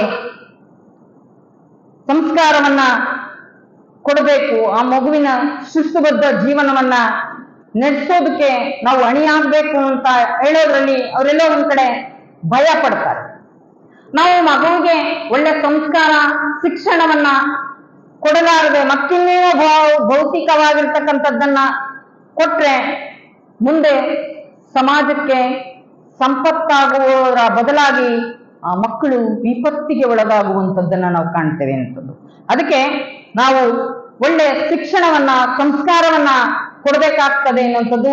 ಅಂತ ಶಿಕ್ಷಣ ಸಂಸ್ಕಾರವನ್ನ ಪಡೆದವ್ರಿಗೆ ಬದುಕಿನಲ್ಲಿ ಯಾವ ಭೌತಿಕವಾಗಿರುವಂತಹ ವಸ್ತುವಿನ ಅವಶ್ಯಕತೆಯೇ ಇಲ್ಲ. ಅವರು ಆ ರೀತಿಯಾಗಿರುವಂತಹ ಬದುಕನ್ನ ಬದುಕೋದಕ್ಕೆ ಅಣಿಯಾಗ್ತಾರೆ, ಸಿದ್ಧವಾಗ್ತಾರೆ ಅನ್ನುವಂಥದ್ದು. ನಾನು ಈಗ ಸಿದ್ಧಗಂಗಾ ಉದಾಹರಣೆ ಕೊಟ್ಟನಲ್ಲ, ಅಲ್ಲಿ ಮಗುವನ್ನ ಕೇಳಿದೆ ಒಂದಿನ, ನೀನ್ ಇಲ್ಲಿಂದ ಹೋದ್ಮೇಲೆ ನೀನ್ ಏನ್ ಮಾಡ್ತೀಯಾ ಅಂತ ಕೇಳಿ, ನೀನ್ ಏನ್ ಕಲ್ತಿದ್ಯಾ ಈ ಮಠದಿಂದ ಅಂತ ಕೇಳಿದಾಗ ಮಗು ಹೇಳ್ತಾ ಇತ್ತು, ಮಾತಾಜಿ ನನಗೆ ಮಠ ಏನ್ ಕಲಿಸಿದೆ ಅಂದ್ರೆ ಒಳ್ಳೆ ಶಿಕ್ಷಣ ಕೊಟ್ಟಿದೆ, ಬದುಕಿನ ಪಾಠ ಕಲಿಸಿದೆ, ನಾನು ಸಂಸ್ಕಾರವನ್ನ ಪಡೆದಿದ್ದೇನೆ. ಈ ಮಠದಿಂದ ನಾನು ಹೊರಗೋದ್ಮೇಲೆ ಬರೀ ಕೈಯಲ್ಲಿ ಹೋದ್ರೂ ಕೂಡ ನಾನು ಬದುಕು ಕಟ್ಕೋಬಲ್ಲೆ ಅನ್ನುವಂತ ಮಾತುಗಳನ್ನ ಹೇಳ್ತಾ ಮಗು. ಬಹಳ ಸಂತೋಷ ಆಯ್ತು. ಗುರು ಕೊಡಬೇಕಾಗಿರ್ತಕ್ಕಂಥದ್ದು ಈ ರೀತಿಯಾಗಿರುವಂತಹ ಬದುಕಿನ ಮೌಲ್ಯವನ್ನ ಕಲಿಸುವಂತ ಪಾಠವನ್ನ ಕಲಿಸ್ಬೇಕು ಅನ್ನುವಂಥದ್ದು. ಅಂತ ಪಾಠವನ್ನ ಕಲಿಯುವಂತ ನಿಟ್ಟಿನಲ್ಲಿ ನಾವು ಗುರು ಕರುಣೆಯ ಮುಖಾಂತರವಾಗಿ ಅದೆಲ್ಲವನ್ನು ಕೂಡ ಪಡ್ಕೊಳ್ಳೋದಕ್ಕೆ ಸಾಧ್ಯ ಆಗ್ತದೆ. ಗುರುವಿನ ಕೃಪೆ, ಗುರುವಿನ ಆಶೀರ್ವಾದ ಆಯ್ತು ಅಂದ್ರೆ ಆ ಭವಬಂಧನವನ್ನ ಎಲ್ಲವನ್ನು ಕೂಡ ಬಿಡಿಸ್ಕೊಂಡು ಭವಪಾಶವನ್ನ ಹರಿದುಕೊಂಡು ನೆಮ್ಮದಿಯ ಬದುಕನ್ನ ಬದುಕಬಹುದು ಅನ್ನುವಂಥದ್ದು. ಹಾಗೆ ನನ್ನ ಜೀವನದಲ್ಲೂ ಕೂಡ ವಿದ್ಯಾರ್ಥಿಯ ಬದುಕಿನಲ್ಲಿ ಕೂಡ ಹಲವಾರು ಘಟನೆಗಳು ಸಂಭವಿಸಿರ್ತಕ್ಕಂಥದ್ದು. ಏನದು? ನಾನು ವಿದ್ಯಾಭ್ಯಾಸವನ್ನು ಮಾಡುವಂತ ಸಂದರ್ಭದಲ್ಲಿ ಬಾಲ್ಯದಲ್ಲಿ ಶಿಕ್ಷಣ ಗ್ರಾಮೀಣ ಪ್ರದೇಶದಲ್ಲಿ ಆದ್ರೂ ಕೂಡ ತದನಂತರ ಪಟ್ಟಣಕ್ಕೆ ಬಂದು ಕಾರಣಾಂತರದಿಂದ ಬಾಲ್ಯದಲ್ಲಿ ಮನೆಯಲ್ಲಿ ಯಾವುದೇ ರೀತಿಯಾಗಿ ಭೌತಿಕವಾಗಿರುವಂತ ಕೊರತೆ ಇರಲಿಲ್ಲ. ಆದರೆ ಅವರದೇ ಆಗಿರುವಂತ ಕಾಯಕದಲ್ಲಿ ಮಕ್ಕಳನ್ನ ನೋಡಿಕೊಳ್ಳುವಂತ ಅಥವಾ ಗಮನಿಸುವಂತ ಅಷ್ಟೊಂದು ಕಾಯಕದ ಒತ್ತಡದಿಂದ ಅವರು ಒಂದು ಬದುಕಿನಲ್ಲಿ ನನ್ನ ತಾಯಿಗೆ ಅನಾರೋಗ್ಯವಾಗಿದ್ದರಿಂದ ನಾವು ಪಟ್ಟಣಕ್ಕೆ ಬಂದು ಅಲ್ಲಿ ವಾಸ್ತವ್ಯವನ್ನು ಹೂಡಿ ಶಿಕ್ಷಣವನ್ನ ಪಡ್ಕೊಂಡಿರ್ತಕ್ಕಂಥದ್ದು. ನೋಡಿ, ಬಂಧುಗಳಾಗಿರ್ತಕ್ಕಂಥವ್ರು ತನ್ನ ಹಿತೈಷಿಗಳಿಗೆ ಭೌತಿಕವಾಗಿರ್ತಕ್ಕಂಥದ್ದು ಏನನ್ನೂ ಕೊಡದೇ ಇದ್ರೂ ಚಿಂತೆ ಇಲ್ಲ. ಆದರೆ ತೊಂದರೆಯನ್ನ, ನೋವನ್ನ, ಸಂಕಟವನ್ನ ಯಾರೂ ಕೂಡ ಯಾರಿಗೂ ಕೊಡಬಾರ್ದು ಅನ್ನುವಂಥದ್ದು ಇಂದು ನಿನ್ನೆಯ ಕಥೆ ಇಲ್ಲ. ಇದು 12ನೇ ಶತಮಾನದಿಂದಲೂ ಕೂಡ ಆಗಿರ್ತಕ್ಕಂಥದ್ದನ್ನ ನಾವು ಕಾಣ್ತೇವೆ. ಹಾಗೆ ಒಂದು ನಮ್ಮ ತಾಯಿಯವರ ಚಿಕ್ಕಮ್ಮ ಅವರು ಈ ಮೌಢ್ಯಾಚರಣೆಗೆ ಒಳಗಾಗಿ ಇಲ್ಲ ಮಾಟ ಮಂತ್ರ ಇದೇನೋ ಅಂತಾರಲ್ಲ, ಆ ರೀತಿಯಾಗಿರ್ತಕ್ಕಂಥ ದುಷ್ಕೃತ್ಯಕ್ಕೆ ಒಳಗಾಗಿ ಅವರಿಗೆ ಏನಿತ್ತಪ್ಪ ಅಂದ್ರೆ, ಅವ್ರು ಒಂದು ದಿನ ಬಂದು ನಮ್ಮ ತಂದೆ ತಾಯಿ ಹತ್ರ ಬಂದು ಅವ್ರು ಕೇಳ್ತಾರೆ, ನಮಗಿಬ್ರು ಮಕ್ಕಳಿದ್ದಾರೆ, ಬಹಳ ಬಡತನ, ಉಣ್ಣೋಕ್ ಅನ್ನನೂ ಇಲ್ಲ, ಉಡೋಕ್ ಬಟ್ಟೆನೂ ನನ್ನ ಮಕ್ಕಳಿಗೆ ಕೊಡ್ಸಕ್ ಆಗ್ತಾ ಇಲ್ಲ, ನಿಮಗೆ ಆರ್ಥಿಕವಾಗಿ ಸದೃಢ ಇದ್ದೀರಾ, ಹೆಚ್ಚಿನದಾಗಿ ನೀವು ನಮ್ಮ ಬಂಧುಗಳಿದ್ದೀರಾ, ನಮ್ಮ ಮಕ್ಕಳಿಗೆ ಆಶ್ರಯ ಕೊಡಿ ಎಂದಾಗ, ಆಯ್ತು ನಮ್ಮ ಮಕ್ಕಳ ಜೊತೆ ನಿಮ್ಮ ಮಕ್ಕಳು ಓದ್ತಾರೆ ಅಂತೇಳಿ ಅವರಿಗೆ ಆಶ್ರಯವನ್ನು ಕೊಟ್ಟರು. ನಮಗೆ ಸ್ವಲ್ಪ ಕೊರತೆ ಆದ್ರೂ ಚಿಂತೆ ಇಲ್ಲ, ಅವರಿಬ್ಬರಿಗೆ ಮಾತ್ರ ಬಹಳ ಚೆನ್ನಾಗಿ ನೋಡ್ಕೊಂತಾ ಇದ್ರು. ಒಂದೊಂದ್ಸಲ ಟೈಲರಿಂಗ್ ಮಾಡ್ತಾ ಇದ್ರು ನಮ್ಮ ತಂದೆ, ಅವ್ರಿಗೊಂದ್ಸಲ ಬಟ್ಟೆ ಹೊಲದ ಅವ್ರು ಹಾಕೊಳ್ಳಕ್ಕೂ ಆಗ್ತಾ ಇರ್ಲಿಲ್ಲ, ಒಂದೊಂದ್ಸಲ ಅವ್ರ ಬಟ್ಟೆನೆ ಆ ಮಕ್ಕಳಿಗೆಲ್ಲ ಕೊಟ್ಟು ವಿದ್ಯಾಭ್ಯಾಸವನ್ನ ಮಾಡಿದ್ರು. ಎಲ್ಲೆಲ್ಲಿ ಓದ್ತೀವಿ ಅಂತಾರೋ ಅಲ್ಲಲ್ಲಿ ಎಲ್ಲ ಓದಿಸಿದ್ರು, ನೌಕರಿನೂ ಕೊಡ್ಸಿದ್ರು. ಆದ್ರೆ ಅವ್ರ ಮಕ್ಕಳಿಗೆ ಯಾರಿಗೂ ನೌಕರಿನೇ ಕೊಡಿಸ್ಲಿಲ್ಲ. ಅವರಿಗೆ ನೌಕರಿ ಕೊಡ್ಸಿದ್ರು. ಆಮೇಲೆ ಅವ್ರ ತಾಯಿ ಬಂದ್ಬಿಟ್ಟು ಒಂದು ಯುಕ್ತಿ ಮಾಡಿದ್ರು, ಬಹಳ ಭೌತಿಕವಾಗಿ ಆರ್ಥಿಕವಾಗಿ ಚೆನ್ನಾಗಿದ್ದರಿಂದ ಅವರೇನೊಂದು ನಮ್ಮ ಮಕ್ಕಳಿಗೆ ವಿದ್ಯಾಭ್ಯಾಸ ಕೊಟ್ಟಿದ್ದೀರಾ, ಶಿಕ್ಷಣ ಕೊಟ್ಟಿದ್ದೀರಾ, ಅಕಸ್ಮಾತ್ ನಮ್ಮ ಮಕ್ಕಳು ನಿವೃತ್ತಿಯನ್ನು ಹೊಂದಿದ್ಮೇಲೆ ಹಳ್ಳಿಗೆ ಬರ್ಬೇಕಲ್ಲ, ನಿಮ್ದು ಜಮೀನು ಇದೆಯಲ್ಲ ಅದನ್ನ ನಮಗೆ ಕೊಡಿ, ನಾವು ದುಡ್ಡು ಕೊಡ್ತೀವಿ, ನಮ್ಮ ಹೆಸರಿಗೆ ಮಾಡ್ಬಿಡಿ, ಆಮೇಲೆ ನೀವು ನಮಗೆ ದುಡ್ಡು ಕೊಡ್ತೀರಲ್ಲ ಅವಾಗ ನಾವು ನಿಮ್ಗೆ ಕೊಡ್ತೀವಿ ಅಂತ ಹೇಳ್ಬಿಟ್ಟು ಕೊಟ್ರು. ಇವರೇನ್ ಮಾಡಿದ್ರು ಅಂದ್ರೆ, ಕೊಡ್ತಾರಲ್ವಾ ಅನ್ನುವಂತ ನಂಬಿಕೆಯಿಂದ ವಿಶ್ವಾಸದಿಂದ ಅವ್ರ ಹೆಸರಿಗೆ ಮಾಡಿದ್ರು, ಕೊಟ್ರು. ಕಾಲಾನಂತರ ಇವರು ಏನ್ ಮಾಡಿದೋ ಎಲ್ಲ ಸಮಾಜಕ್ಕಾಗಿ ಜನತೆಗಾಗಿ ಇವರಿಗೆ ಆರ್ಥಿಕವಾಗಿ ಏನು ಕೊರತೆನೇ ಆಗ್ಲಿಲ್ಲ, ಇನ್ನೂ ಅಭಿವೃದ್ಧಿಯನ್ನು ಹೊಂದುತ್ತಾ ಹೋದ್ರು. ನಂತರ ತಾಯಿ ಏನ್ ಮಾಡಿದ್ರು ಅಂದ್ರೆ, ನಮ್ಮ ತಾಯಿಗೆ ಅವರ ತವರು ಮನೆಯಿಂದ ಕೊಟ್ಟಂತ ಸ್ವಲ್ಪ ಚಿನ್ನ ಇತ್ತು, ಆಕೆ ನನ್ನ ಅಕ್ಕ ನನಗೆ ಕೊಡ್ಲಿಲ್ವಲ್ಲ ಅನ್ನುವಂತ ದೃಷ್ಟಿಯಿಂದ ಆ ಚಿನ್ನವನ್ನ ಕೊರಳಿಗೆ ಹಾಕೋಬಾರ್ದು ಅನ್ನುವಂತ ದೃಷ್ಟಿಯಿಂದ ಆಕೆ ಏನೋ ಹೇಳ್ತಾರಲ್ರಿ ಮಾಟ ಮಾಡಿಸೋದು ಅಂತೇಳಿ, ಹಾಗೆ ಅವ್ರು ಬಳಸುವಂತ ಪರಿಕರಗಳನ್ನೆಲ್ಲ ತಗೊಂಡೋಗಿ, ಅದನ್ನ ನಾವು ನಂಬಲ್ಲ, ಆದ್ರೂ ನಮ್ಮ ಬದುಕಿನಲ್ಲಿ ಜೀವನದಲ್ಲಿ ಘಟನೆ ಸಂಭವಿಸ್ತಿದೆಯಲ್ಲ, ಅದೆಲ್ಲವನ್ನ ತಗೊಂಡೋಗಿ ಹೇಗ್ ಮಾಡಿದ್ರು ಅಂದ್ರೆ, ಅವರು ಹೀಗೆ ಕುತ್ತೆ ಹಿಡ್ಕೋಬೇಕಾಗಿತ್ತು, ಪ್ರಸಾದ ಮಾಡಕ್ ಬರ್ತಾ ಇರ್ಲಿಲ್ಲ. ಎಲ್ಲಾ ಕಡೆನೂ ತೋರಿಸಿದ್ರು, ವೈದ್ಯರಿಗೆ ಪಂಡಿತರಿಗೆಲ್ಲ ತೋರಿಸಿದ್ರು. ಎಂತೆಂತ ಪಂಡಿತರ ಹತ್ರ ಹೋಗ್ಬೇಕು ಅಂತ ಜನ ಹೇಳ್ತಾರೋ ಅಲ್ಲೆಲ್ಲ ಹೋದ್ರು. ದೇವರಾಜ ಅರಸು ನೀವು ಕೇಳಿರ್ಬೋದು, ಮುಖ್ಯಮಂತ್ರಿ ಆದಂತ ಸಂದರ್ಭದಲ್ಲಿ ಒಬ್ಬ ಪಂಡಿತರ ಹತ್ರ ಹೋಗಿದ್ರಂತೆ. ಆ ಪಂಡಿತರು ಎಂತ ಪಂಡಿತರು ಅಂದ್ರೆ, ಕುರ್ಚಿ ಮೇಲೆ ಕುಂತಂತ ವ್ಯಕ್ತಿ ಸುಮ್ಮನೆ ಹಿಂಗಂದ್ರೆ ಸಾಕು ಅವ್ರ ಹತ್ರ ಬರ್ಬೇಕು ಅಂತ ಮಂತ್ರವಾದಿ ಕಡೆಯೂ ಕೂಡ ಹೋಗಿ ತೋರಿಸ್ರಿ, ಯಾರ್ಯಾರು ಏನೇನು ಹೇಳ್ತಾರೋ ಸಂಪಾದನೆ ಮಾಡಿಟ್ಕೊಂಡ ಆರ್ಥಿಕವಾಗಿರುವಂತ ಎಲ್ಲವನ್ನೂ ಕರೆದೋ ಚಿಂತೆ ಇಲ್ಲ, ಆಕೆ ಉಳಿದ್ರೆ ಸಾಕು ಅಂತೇಳಿ ಎಲ್ಲ ಕಡೆ ತೋರಿಸಿದ್ರು. ಆದ್ರೆ ಗುರುವಿನ ಬಗ್ಗೆ ಅಚಲವಾಗಿರುವಂತ ನಂಬಿಕೆ ವಿಶ್ವಾಸ ಅನ್ನುವಂಥದ್ದು, ನಾವು ಬಾಲ್ಯದಲ್ಲಿ ಪ್ರತಿನಿತ್ಯವೂ ಕೂಡ ಈಗಾಗಲೇ ಹೇಳಿದಂತೆ ಪ್ರವಚನವನ್ನ ಕೇಳಕ್ ಹೋಗ್ತಾ ಇದ್ವಲ್ಲ, ಆಧ್ಯಾತ್ಮಿಕತೆ ಎನ್ನುವಂಥದ್ದು ನಮ್ಮನ್ನ ನಾವು ಗಟ್ಟಿಯಾಗಿ ಹಿಡ್ಕೊಂಡಿದ್ವಿ. ಒಂದು ದಿನ ಯಾವುದೋ ಒಬ್ಬ ವ್ಯಕ್ತಿ ಬಂದು, ನೀವು ಇದೆಲ್ಲವನ್ನ ಕೂಡ ಮಾಡಬೇಡಿ, ಇದ್ಯಾವುದು ಕೂಡ ಉಪಯೋಗಕ್ಕೆ ಬರೋದಿಲ್ಲ, ಗುರುಮುಖೇನ ಇದು ಪರಿಹಾರ ಆಗ್ತದೆ ಅಂತೇಳಿ ಒಬ್ಬ ಗುರುವಿನ ಹತ್ರ ಹೋದ್ವಿ. ಆ ಶಿವಯೋಗಿ ಹತ್ರ ಹೋದಂತ ಸಂದರ್ಭದಲ್ಲಿ ಏನೂ ಇಲ್ಲ, ಆ ಗುರುಗಳು ಶ್ರೀಮಠದಲ್ಲಿ ನೀವು ಪ್ರಸಾದ ಮಾಡಿ ನಿಮ್ಗೆ ಒಳ್ಳೇದಾಗ್ತದೆ ಅಂದ್ರು. ಗುರುವಿನ ಪ್ರಸಾದದ ಮಹಿಮೆ ಅನ್ನುವಂಥದ್ದು ಲಕ್ಷಾಂತರ ರೂಪಾಯಿ ಖರ್ಚು ಮಾಡಿ ತೋರಿಸಿದ್ರು ಕೂಡ ವಾಸಿ ಆಗಲಾರದಂತ ಕಾಯಿಲೆ ಆ ಪ್ರಸಾದದಿಂದ ಮಾತ್ರ ವಾಸಿ ಆಯಿತು. ಅವ್ರು ಹೋಗುವಂತ ಸಂದರ್ಭದಲ್ಲಿ ಸೀರೆಯ ನರಿಗೆಯನ್ನು ಹಾಕೊಳ್ಳಕ್ ಬರ್ತಿದ್ದಿಲ್ಲ, ಚಮಚ ತಗೊಂಡೋದ್ರು ಪ್ರಸಾದ ಮಾಡ್ಬೇಕಾದ್ರೆ, ಆ ಕಡೆಯಿಂದ ಬರುವಾಗ ಅವರು ಆರೋಗ್ಯಪೂರ್ಣವಾಗಿ ಬಂದ್ರು ಅನ್ನುವಂಥದ್ದು. ಅದಕ್ಕಿಂತ ಆದ ತಕ್ಷಣ ನಾವು ಅಂತಿದ್ವಿ, ನಮ್ಮ ತಾಯಿಗೆ ಸದಾ ಗುರುವಿನ ನಾಮಸ್ಮರಣೆಯನ್ನು ಮಾಡ್ತಿದ್ವಿ, ನಮ್ಮ ತಾಯಿ ಚೆನ್ನಾಗಾದ್ರೆ ನಾವು ಆ ಗುರುವನ್ನ ನೋಡೋದಕ್ಕೆ ಪಾದಯಾತ್ರೆ ಮಾಡ್ಕೊಂಡ್ ಬರ್ತೀವಿ ಅಂತಿದ್ವಿ. ನಾವು ಬಸ್ಸಲ್ಲಿ ಹೋದ್ರೆ ಬೆಳಗ್ಗೆ ಕುತ್ಕೊಂಡ್ರೆ ಸಂಜೆ 6ರಿಂದ 7 ಆಗ್ತಿತ್ತು. ಆದ್ರೆ ನಮಗೆ ಅದೇನೂ ಗೊತ್ತಿಲ್ಲ ಬಾಲ್ಯದಲ್ಲಿ. ಆ ಗುರುವಿನ ಮೇಲೆ ಅಷ್ಟೊಂದು ನಂಬಿಕೆ ವಿಶ್ವಾಸ, ನಾವು ನಡ್ಕೊಂಡೇ ಬರ್ತೀವಿ ಅಂತ ಗುರುವಿನ ದರ್ಶನಕ್ಕೆ ಅಂತ ಹೇಳ್ತಿದ್ವಿ. ತದನಂತರ ಚೆನ್ನಾಗಾದ್ಮೇಲೆ ಅಂತ ಗುರುವಿನ ದರ್ಶನವನ್ನ ಮಾಡಿದ್ವಿ ಅನ್ನಂತ. ಅವರು ಅಕ್ಕನ ಬದುಕಿನಲ್ಲಿ ಹೇಗೆ ಅಜಗಣ್ಣನ ಬದುಕಿನಲ್ಲಿ ಅಜಗಣ್ಣ ಹೇಗೆ ಕುರುಹುಗಳನ್ನ ತನ್ನ ತಂಗಿಗೆ ಕೊಡ್ತಾರೋ ಹಾಗೆ ಆ ಗುರು ಒಂದು ಕುರುಹನ್ನ ಕೊಟ್ರು. ನಿಮ್ಮ ಮನೆಗೆ ಒಬ್ಬ ಗುರು ಬರ್ತಾನೆ, ಆ ಗುರು ನಿಮಗೆ ಏನ್ ಕೊಡ್ತಾನೋ ಗೊತ್ತಿಲ್ಲ, ಏನ್ ಇಸ್ಕೊಂಡು ಹೋಗ್ತಾನೋ ಗೊತ್ತಿಲ್ಲ ಅಂದ್ರು. ಪ್ರತಿನಿತ್ಯವೂ ಕೂಡ ಒಬ್ಬ ದಾಸಯ್ಯ ಬರೋರು, ಆ ಪೂಜೆ ಅವ್ರು ಯಾವಾಗ ಹೇಳಿದ್ರೋ ಅವತ್ತಿನಿಂದ ಮುಗಿಯುವವರೆಗೂ ಕೂಡ ಆತ ಪ್ರತಿನಿತ್ಯವೂ ಕೂಡ ಬರ್ತಾ ಇದ್ರು. ನಾವು ಬೆಳಗ್ಗೆ ಶಿವಯೋಗ ಮುಗಿಸೋದಕ್ಕಿಂತ ಇನ್ನೇನು ಮುಗಿಸ್ಬೇಕು ಅನ್ನೋಷ್ಟೇ ಕರೆಕ್ಟ್ ಆಗಿ ಬರೋರು. ಒಂದಿನ ತಡವಾದ್ರೂ ಕೂಡ ಅವರು ಕೂಡ ತಡವಾಗಿ ಬರ್ತಾ ಇದ್ರು. ಎಂತ ಪರೀಕ್ಷೆ! ಒಂದು ದಿನ ಗುರು ಹೇಳಿದ ಹಾಗೆ ಏನ್ ಕೊಡ್ತಾರೋ ಏನು ಇಸ್ಕೊಂಡು ಹೋಗ್ತಾರೋ ಗೊತ್ತಿಲ್ಲ ಅಂದಿದ್ರಲ್ಲ, ಆತನ ಜೋಳಿಗೆಯಿಂದ ಒಂದು ದಿನ ತುಪ್ಪ ಮತ್ತೆ ಮುದ್ದೆ, ರಾಗಿ ಮುದ್ದೆ ಅದು ಬೀಳಿಸ್ಕೊಂಡೋಗಿದ್ರು. ನಾವು ಅವರಿಗೆ ಪ್ರಸಾದವನ್ನ ಎಡೆ ಮಾಡಿ ಒಳಗ್ ಬಂದು ಮತ್ತೆ ಹೋಗಿ ನೋಡುವಷ್ಟರಲ್ಲಿ ಆ ಪ್ರಸಾದ ಅಲ್ಲಿತ್ತು. ಅದನ್ನ ತಗೊಂಡು ನಮ್ಗೆ ಹೇಳಿದ್ರು, ಒಂದು ಮಡಕೆಯಲ್ಲಿ ಅದನ್ನ ಹಾಕಿಡಿ ಅಂತ. ಇವತ್ತೂ ಕೂಡ ಅದು ಯಾವುದೇ ರೀತಿಯಾಗಿರ್ತಕ್ಕಂಥ ವಾಸನೆ ಬಂದಿಲ್ಲ ಅನ್ನುವಂಥದ್ದು, ಗುರುಪಟ್ಟ ಮಹಾಪ್ರಸಾದ ಅನ್ನುವಂಥದ್ದು. ಅದಕ್ಕೋಸ್ಕರವಾಗಿ ನಾವು ಯಾರು ಕೂಡ ಪ್ರಸಾದವನ್ನ ವ್ಯಯ ಮಾಡಬಾರ್ದು.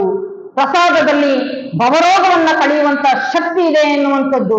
ಅದಕ್ಕೋಸ್ಕರವಾಗಿ ಆ ಗುರುವಿನ ಮುಖಾಂತರವಾಗಿ ಏನೆಲ್ಲ ರೀತಿಯಾಗಿರ್ತಕ್ಕಂಥದ್ದನ್ನ ಪಡ್ಕೊಳ್ಳೋದಕ್ಕೆ ಸಾಧ್ಯ. ಆದ್ರೆ ನಮಗೆ ಹಸಿವು ಆಸಕ್ತಿ ಎನ್ನುವಂಥದ್ದು ಇರಬೇಕಾಗ್ತದೆ ಎನ್ನುವಂಥದ್ದು. ಅದಕ್ಕೋಸ್ಕರವಾಗಿ ಗುರುವಿನ ಕರುಣೆ ಆಯ್ತು, ಗುರುವಿನ ಕೃಪೆಗೆ ನಾವು ಒಳಗಾದ್ವಿ ಅಂದ್ರೆ ಏನೆಲ್ಲವನ್ನ ಸಾಧನೆಯನ್ನ ಮಾಡಬಹುದು ಅನ್ನುವಂಥದ್ದು. ಅದಕ್ಕೋಸ್ಕರವಾಗಿ ಅಂತ ಸಾಧನೆಯ ಸಿದ್ಧಿಯ ಹಾದಿಯಲ್ಲಿ ಏನೆಲ್ಲ ಬರುವಂತ ಪರಿವರ್ತನೆಗಳನ್ನ ನಾವು ನೋಡೋದಾದ್ರೆ, ಶರಣರು, ಸಂತರು, ಯೋಗಿಗಳನ್ನ ಬದುಕು ಜೀವನವನ್ನ ನಾವು ಅವಲೋಕನೆಯನ್ನು ಮಾಡೋದಾದ್ರೆ, ಅಲ್ಲಮ ಪ್ರಭುದೇವರು ಅಕ್ಕನ ಊರಿನ ಸಮೀಪವೇ ಇರುವಂತ ವೈರಾಗ್ಯಕ್ಕೆ ಮತ್ತೊಂದು ಹೆಸರನ್ನಿಸುವಂತ ಅಲ್ಲಮ ಪ್ರಭುದೇವರು ಎಷ್ಟು ಜನರನ್ನ ಪರಿವರ್ತನೆಯನ್ನ ಮಾಡಿದ್ರು ಅನ್ನುವಂಥದ್ದು. ಅಂತ ಅಲ್ಲಮ ಪ್ರಭುದೇವರು ಆ 12ನೇ ಶತಮಾನದಲ್ಲಿ ಬಸವಣ್ಣನವರು ಮಾಡುವಂತ ಎಲ್ಲ ಸತ್ಕಾರ್ಯಕ್ಕೂ ಕೂಡ ಹೆಗಲಿಗೆ ಹೆಗಲನ್ನು ಕೊಟ್ಟು ಅಲ್ಲಿ ಬಂದಂತವ್ರನ್ನೆಲ್ಲರನ್ನು ಕೂಡ ಒಪ್ಪಿಕೊಂಡು ಎಲ್ಲರನ್ನು ಕೂಡ ನನ್ನವರು ಅಂತ ನೋಡೋದಿದೆಯಲ್ಲ, ಎಂತ ವಿಶಾಲವಾಗಿರ್ತಕ್ಕಂಥ ಹೃದಯ, ಎಂತ ವಿಶಾಲವಾಗಿರ್ತಕ್ಕಂಥ ಮನೋಭಾವ ಅನ್ನುವಂಥದ್ದು. ಅಲ್ಲಮ ಪ್ರಭುದೇವರು ಆ ನಿರಹಂಕಾರ ಸುಜ್ಞಾನಿ ಎನ್ನುವಂತ ಆ ಶರಣ ದಂಪತಿಗಳಿಗೆ ಮಗನಾಗಿ ಹುಟ್ಟುತ್ತಾರೆ. ಆ ಮಗನಾಗಿ ಹುಟ್ಟಿದಂತ ಅಲ್ಲಮ ಪ್ರಭುದೇವರ ಬದುಕು, ಜೀವನ, ಸಾಧನೆ, ಸಂದೇಶವೇ ಒಂದು ವಿಶೇಷವಾಗಿರ್ತಕ್ಕಂಥದ್ದನ್ನ ನಾವು ಕಾಣ್ತೇವೆ ಅನ್ನುವಂಥದ್ದು. ಅಲ್ಲಮ ಪ್ರಭುದೇವರು ನಾಗ ಜನಾಂಗ, ನಟವರ ಜನಾಂಗ ಅಂತಾರಲ್ಲ, ಮದ್ದಲೆ ಬರೆಸುವಂತ ಕಾಯಕವನ್ನ ಮಾಡ್ತಾ ಇರ್ತಾರೆ. ಅಲ್ಲಮ ಪ್ರಭುದೇವರು ಬಾಲ್ಯದಲ್ಲೇ ಕೆಲವೊಂದು ಮಕ್ಕಳನ್ನ ನೋಡಿ ಏನೋ ವಿಶೇಷತೆಗಳನ್ನ ಕಾಣ್ತೇವೆ. ಹಾಗೆ ಅಲ್ಲಮ ಪ್ರಭುದೇವರನ್ನ ಕೂಡ ಕಂಡಂತ ಆ ಜನರು ಆ ಮಗುವಿನಲ್ಲಿ ಒಂದು ವಿಶೇಷತೆಯನ್ನ ಕಾಣ್ತಾರೆ. ಆ ಮಗುವಿನ ಪ್ರತಿಯೊಬ್ಬರು ಕೂಡ ಮಾತಾಡಿಸಲಾರದವರು ಕೂಡ ಆ ಮಗುವನ್ನ ಮಾತಾಡಿಸೋದು, ಸ್ಪಂದಿಸೋದು ಮಾಡುವಂಥದ್ದು. ಹಾಗೆ ಅಲ್ಲಮ ಪ್ರಭುದೇವರು ಹೀಗೆ ಬೆಳೆದು ಬಾಲ್ಯಾವಸ್ಥೆಯಲ್ಲಿದ್ದಾಗ ತನ್ನ ತಂದೆ ತಾಯಿಗಳು ಚಿಂತನೆಯನ್ನು ಮಾಡ್ತಾರೆ. ಇಂಥ ಬಾಲ್ಯದಲ್ಲಿಯೇ ಈ ಮಗುವಿಗೆ ಎಂತ ಶಿಸ್ತು ಇದೆ, ಒಂದು ಬುದ್ಧಿವಂತಿಕೆ ಇದೆ, ಜಾಣ್ಮೆ ಇದೆ, ಹಸಿವು ಆಸಕ್ತಿ ಇದೆ, ಎಂತ ಚುರುಕು ಬುದ್ಧಿ ಇದೆ, ಇವನಿಗೆ ಒಳ್ಳೆ ಶಿಕ್ಷಣವನ್ನ, ತರಬೇತಿಯನ್ನ ಕೊಡಿಸ್ಬೇಕು ಅಂತ ಹೇಳಿ ಅವರು ಚಿಂತನೆಯನ್ನು ಮಾಡ್ತಾರೆ. ಒಂದು ದಿನ ಅವರ ತಾಯಿಯೊಟ್ಟಿಗೆ ದೇವಾಲಯಕ್ಕೆ ಹೋದಂತ ಸಂದರ್ಭದಲ್ಲಿ ಆ ದೇವಾಲಯದ ಹತ್ರ ಮದ್ದಳೆಯನ್ನ ಬಾರಿಸ್ತಾ ಇರ್ತಾರೆ. ಆ ಮದ್ದಳೆಯನ್ನ ನೋಡಿ ಆಕರ್ಷಿತರಾಗಿ, ಅಮ್ಮ ನನಗದು ಬೇಕು ಅಂತ ಕೇಳ್ತಾರೆ. ಮಕ್ಕಳು ಸಹಜ ಕೇಳುವಂಥದ್ದು. ಅವ್ರ ತಾಯಿ, ಇಲ್ಲಪ್ಪ ನಿನ್ ತಂದೆಯನ್ನ ಕರ್ಕೊಂಡ್ ಬರೋಣ, ಆವಾಗ ನಿನಗೆ ಕೊಡಿಸ್ತೀನಿ ಅಂತ ಹೇಳ್ಬಿಟ್ಟು ಮನೆಗೆ ಕರ್ಕೊಂಡ್ ಬರ್ತಾರೆ. ತದನಂತರ ಆ ಮಗುವಿಗೆ ತಾಯಿ ಹಲವಾರು ರೀತಿಯಾಗಿರುವಂತಹ ತಿಳುವಳಿಕೆಯನ್ನ, ಬುದ್ಧಿಯನ್ನ, ಶಿಕ್ಷಣವನ್ನ ಪಡೆಯೋದಕ್ಕೆ ಏನೇನು ತಯಾರಿಗಳು ಬೇಕೋ ಎಲ್ಲವನ್ನು ಕೂಡ ತಾಯಿ ಮಾಡ್ತಾ ಇರ್ತಾರೆ. ತದನಂತರ ವಿದ್ಯಾಭ್ಯಾಸಕ್ಕೆ ಎಲ್ಲಿಗೆ ಕಳಿಸ್ಬೇಕು ಅಂತೇಳಿ ಆ ಮಗುವನ್ನ ಬನವಾಸಿ ಆಗಿನ ರಾಜಧಾನಿ ಕೂಡ ಆಗಿತ್ತು, ಬಹಳ ದೊಡ್ಡ ವಿದ್ಯಾ ಕೇಂದ್ರವೂ ಆಗಿತ್ತು. ಅಲ್ಲಿ ಬಹಳ ಒಳ್ಳೆ ಗುರುಕುಲಾಶ್ರಮ ಇತ್ತು. ಅಲ್ಲಿಗೆ ನಮ್ಮ ಮಗನನ್ನ ಕಳಿಸ್ಬೇಕು, ವಿದ್ಯಾಭ್ಯಾಸವನ್ನ ಮಾಡಿಸ್ಬೇಕು ಅಂತೇಳಿ ಕಳಿಸ್ತಾರೆ. ಅಲ್ಲಿ ಪ್ರಭುದೇವರು ಆ ಗುರುಕುಲಾಶ್ರಮದಲ್ಲಿ ಹಲವಾರು ರೀತಿಯಾಗಿರುವಂತಹ ವಿದ್ಯೆಗಳನ್ನ ಕಲಿತಾರೆ. ಗುರುವಿನಲ್ಲಿರ್ತಕ್ಕಂಥ ವಿದ್ಯೆಯನ್ನ ಬಹಳ ಜಾಣ್ಮೆಯಿಂದ, ಕಿಂಕರತೆಯಿಂದ ಎಲ್ಲ ವಿದ್ಯೆಯನ್ನು ಕೂಡ ಕಲಿತಾರೆ. ಕಲಿತ ನಂತರ ಮತ್ತೆ ತನ್ನ ಹುಟ್ಟೂರಿಗೆ ಬರ್ತಾರೆ. ಬಂದಂತ ಸಂದರ್ಭದಲ್ಲಿ ಮಕ್ಕಳು ಬಾಲ್ಯದಲ್ಲಿ ಏನಾದ್ರೂ ನೋಡ್ಬಿಟ್ರೆ ಯಾವತ್ತೂ ಕೂಡ ಮರೆಯೋದೇ ಇಲ್ಲ ಅದನ್ನ. ಹಾಗೆ ಮತ್ತೆ ಆ ದೇವಾಲಯಕ್ಕೆ ಬಂದು ಆ ಮದ್ದಳೆಯನ್ನ ನೋಡ್ತಾರೆ, ನುಡಿಸ್ಬೇಕು ಅಂತೇಳಿ ಆಸೆ ಆಗ್ತದೆ. ಆ ಮದ್ದಳೆಯನ್ನ ಬಾರಿಸ್ತಾರೆ. ಆ ಮದ್ದಳೆಯನ್ನ ಲಯಬದ್ಧವಾಗಿ, ತಾಳಬದ್ಧವಾಗಿ ಬಾರಿಸ್ತಾ ಇದ್ದಾರೆ ಅಂದ್ರೆ ಆ ಗುರುಕುಲಾಶ್ರಮದಲ್ಲಿ ಎಲ್ಲಾ ರೀತಿಯಾಗಿರ್ತಕ್ಕಂಥ ಶಿಕ್ಷಣವನ್ನ, ವಿದ್ಯೆಯನ್ನ ನೋಡ್ರಿ, ವಿದ್ಯೆಗಳಲ್ಲಿ 64 ವಿದ್ಯೆಗಳು ಅಂತ ಹೇಳ್ತಾರಲ್ಲ, ಆ ರೀತಿ ಎಲ್ಲಾ ವಿದ್ಯಾ ಪಾರಂಗತರಾಗಿ ಅವರು ಹೊರಹೊಮ್ಮಿ ಬರ್ತಾರೆ.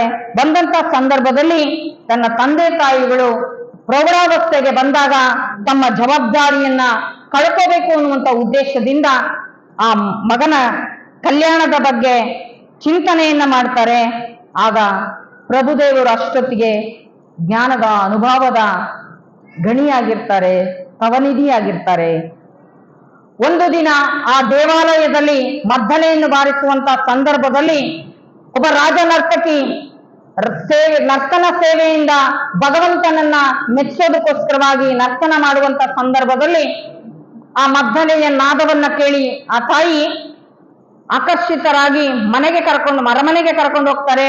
ಕರ್ಕೊಂಡು ಹೋದಂತ ಸಂದರ್ಭದಲ್ಲಿ ಆಕೆಯ ಮನದ ಹಿಂಗಿತವನ್ನ ವ್ಯಕ್ತಪಡಿಸಿದಾಗ ಪ್ರಭುದೇವರು ಹೇಳ್ತಾರೆ, ನಾನು ಬಂದ ಕಾರ್ಯವೇ ಬೇರೆ, ಆದ್ರೆ ನೋಡುವಂತ ಮನಸ್ಥಿತಿಯನ್ನ ಬದಲಾವಣೆಯನ್ನ ಮಾಡ್ಕೋಬೇಕು, ನನ್ನ ಹಾದಿಯೇ ಬೇರೆ ಅಂತೇಳಿ ಅವ್ರು ಹೇಳ್ತಾರೆ. ಕಾಯವನ್ನ, ತನುವನ್ನ, ಶರೀರವನ್ನ ನೋಡಿ ಇವತ್ತು ಬೆಲೆ ಕೊಡುವುದನ್ನ ನೋಡ್ತೇವೆ, ಆದ್ರೆ ವ್ಯಕ್ತಿಯನ್ನ ನೋಡೋದಕ್ಕಿಂತಲೂ ವ್ಯಕ್ತಿತ್ವವನ್ನ ನೋಡ್ಬೇಕು, ಅವರ ಸಾಧನೆಯನ್ನ ನೋಡ್ಬೇಕು, ಅವರ ಸಿದ್ಧಿಯನ್ನ ನೋಡ್ಬೇಕು ಅಂತೇಳಿ ಆತ ಅವರಿಗೆ ಮನವರಿಕೆಯನ್ನ ಮಾಡಿಕೊಡ್ತಕ್ಕಂಥದ್ದನ್ನ ನಾವು ನೋಡ್ತೇವೆ.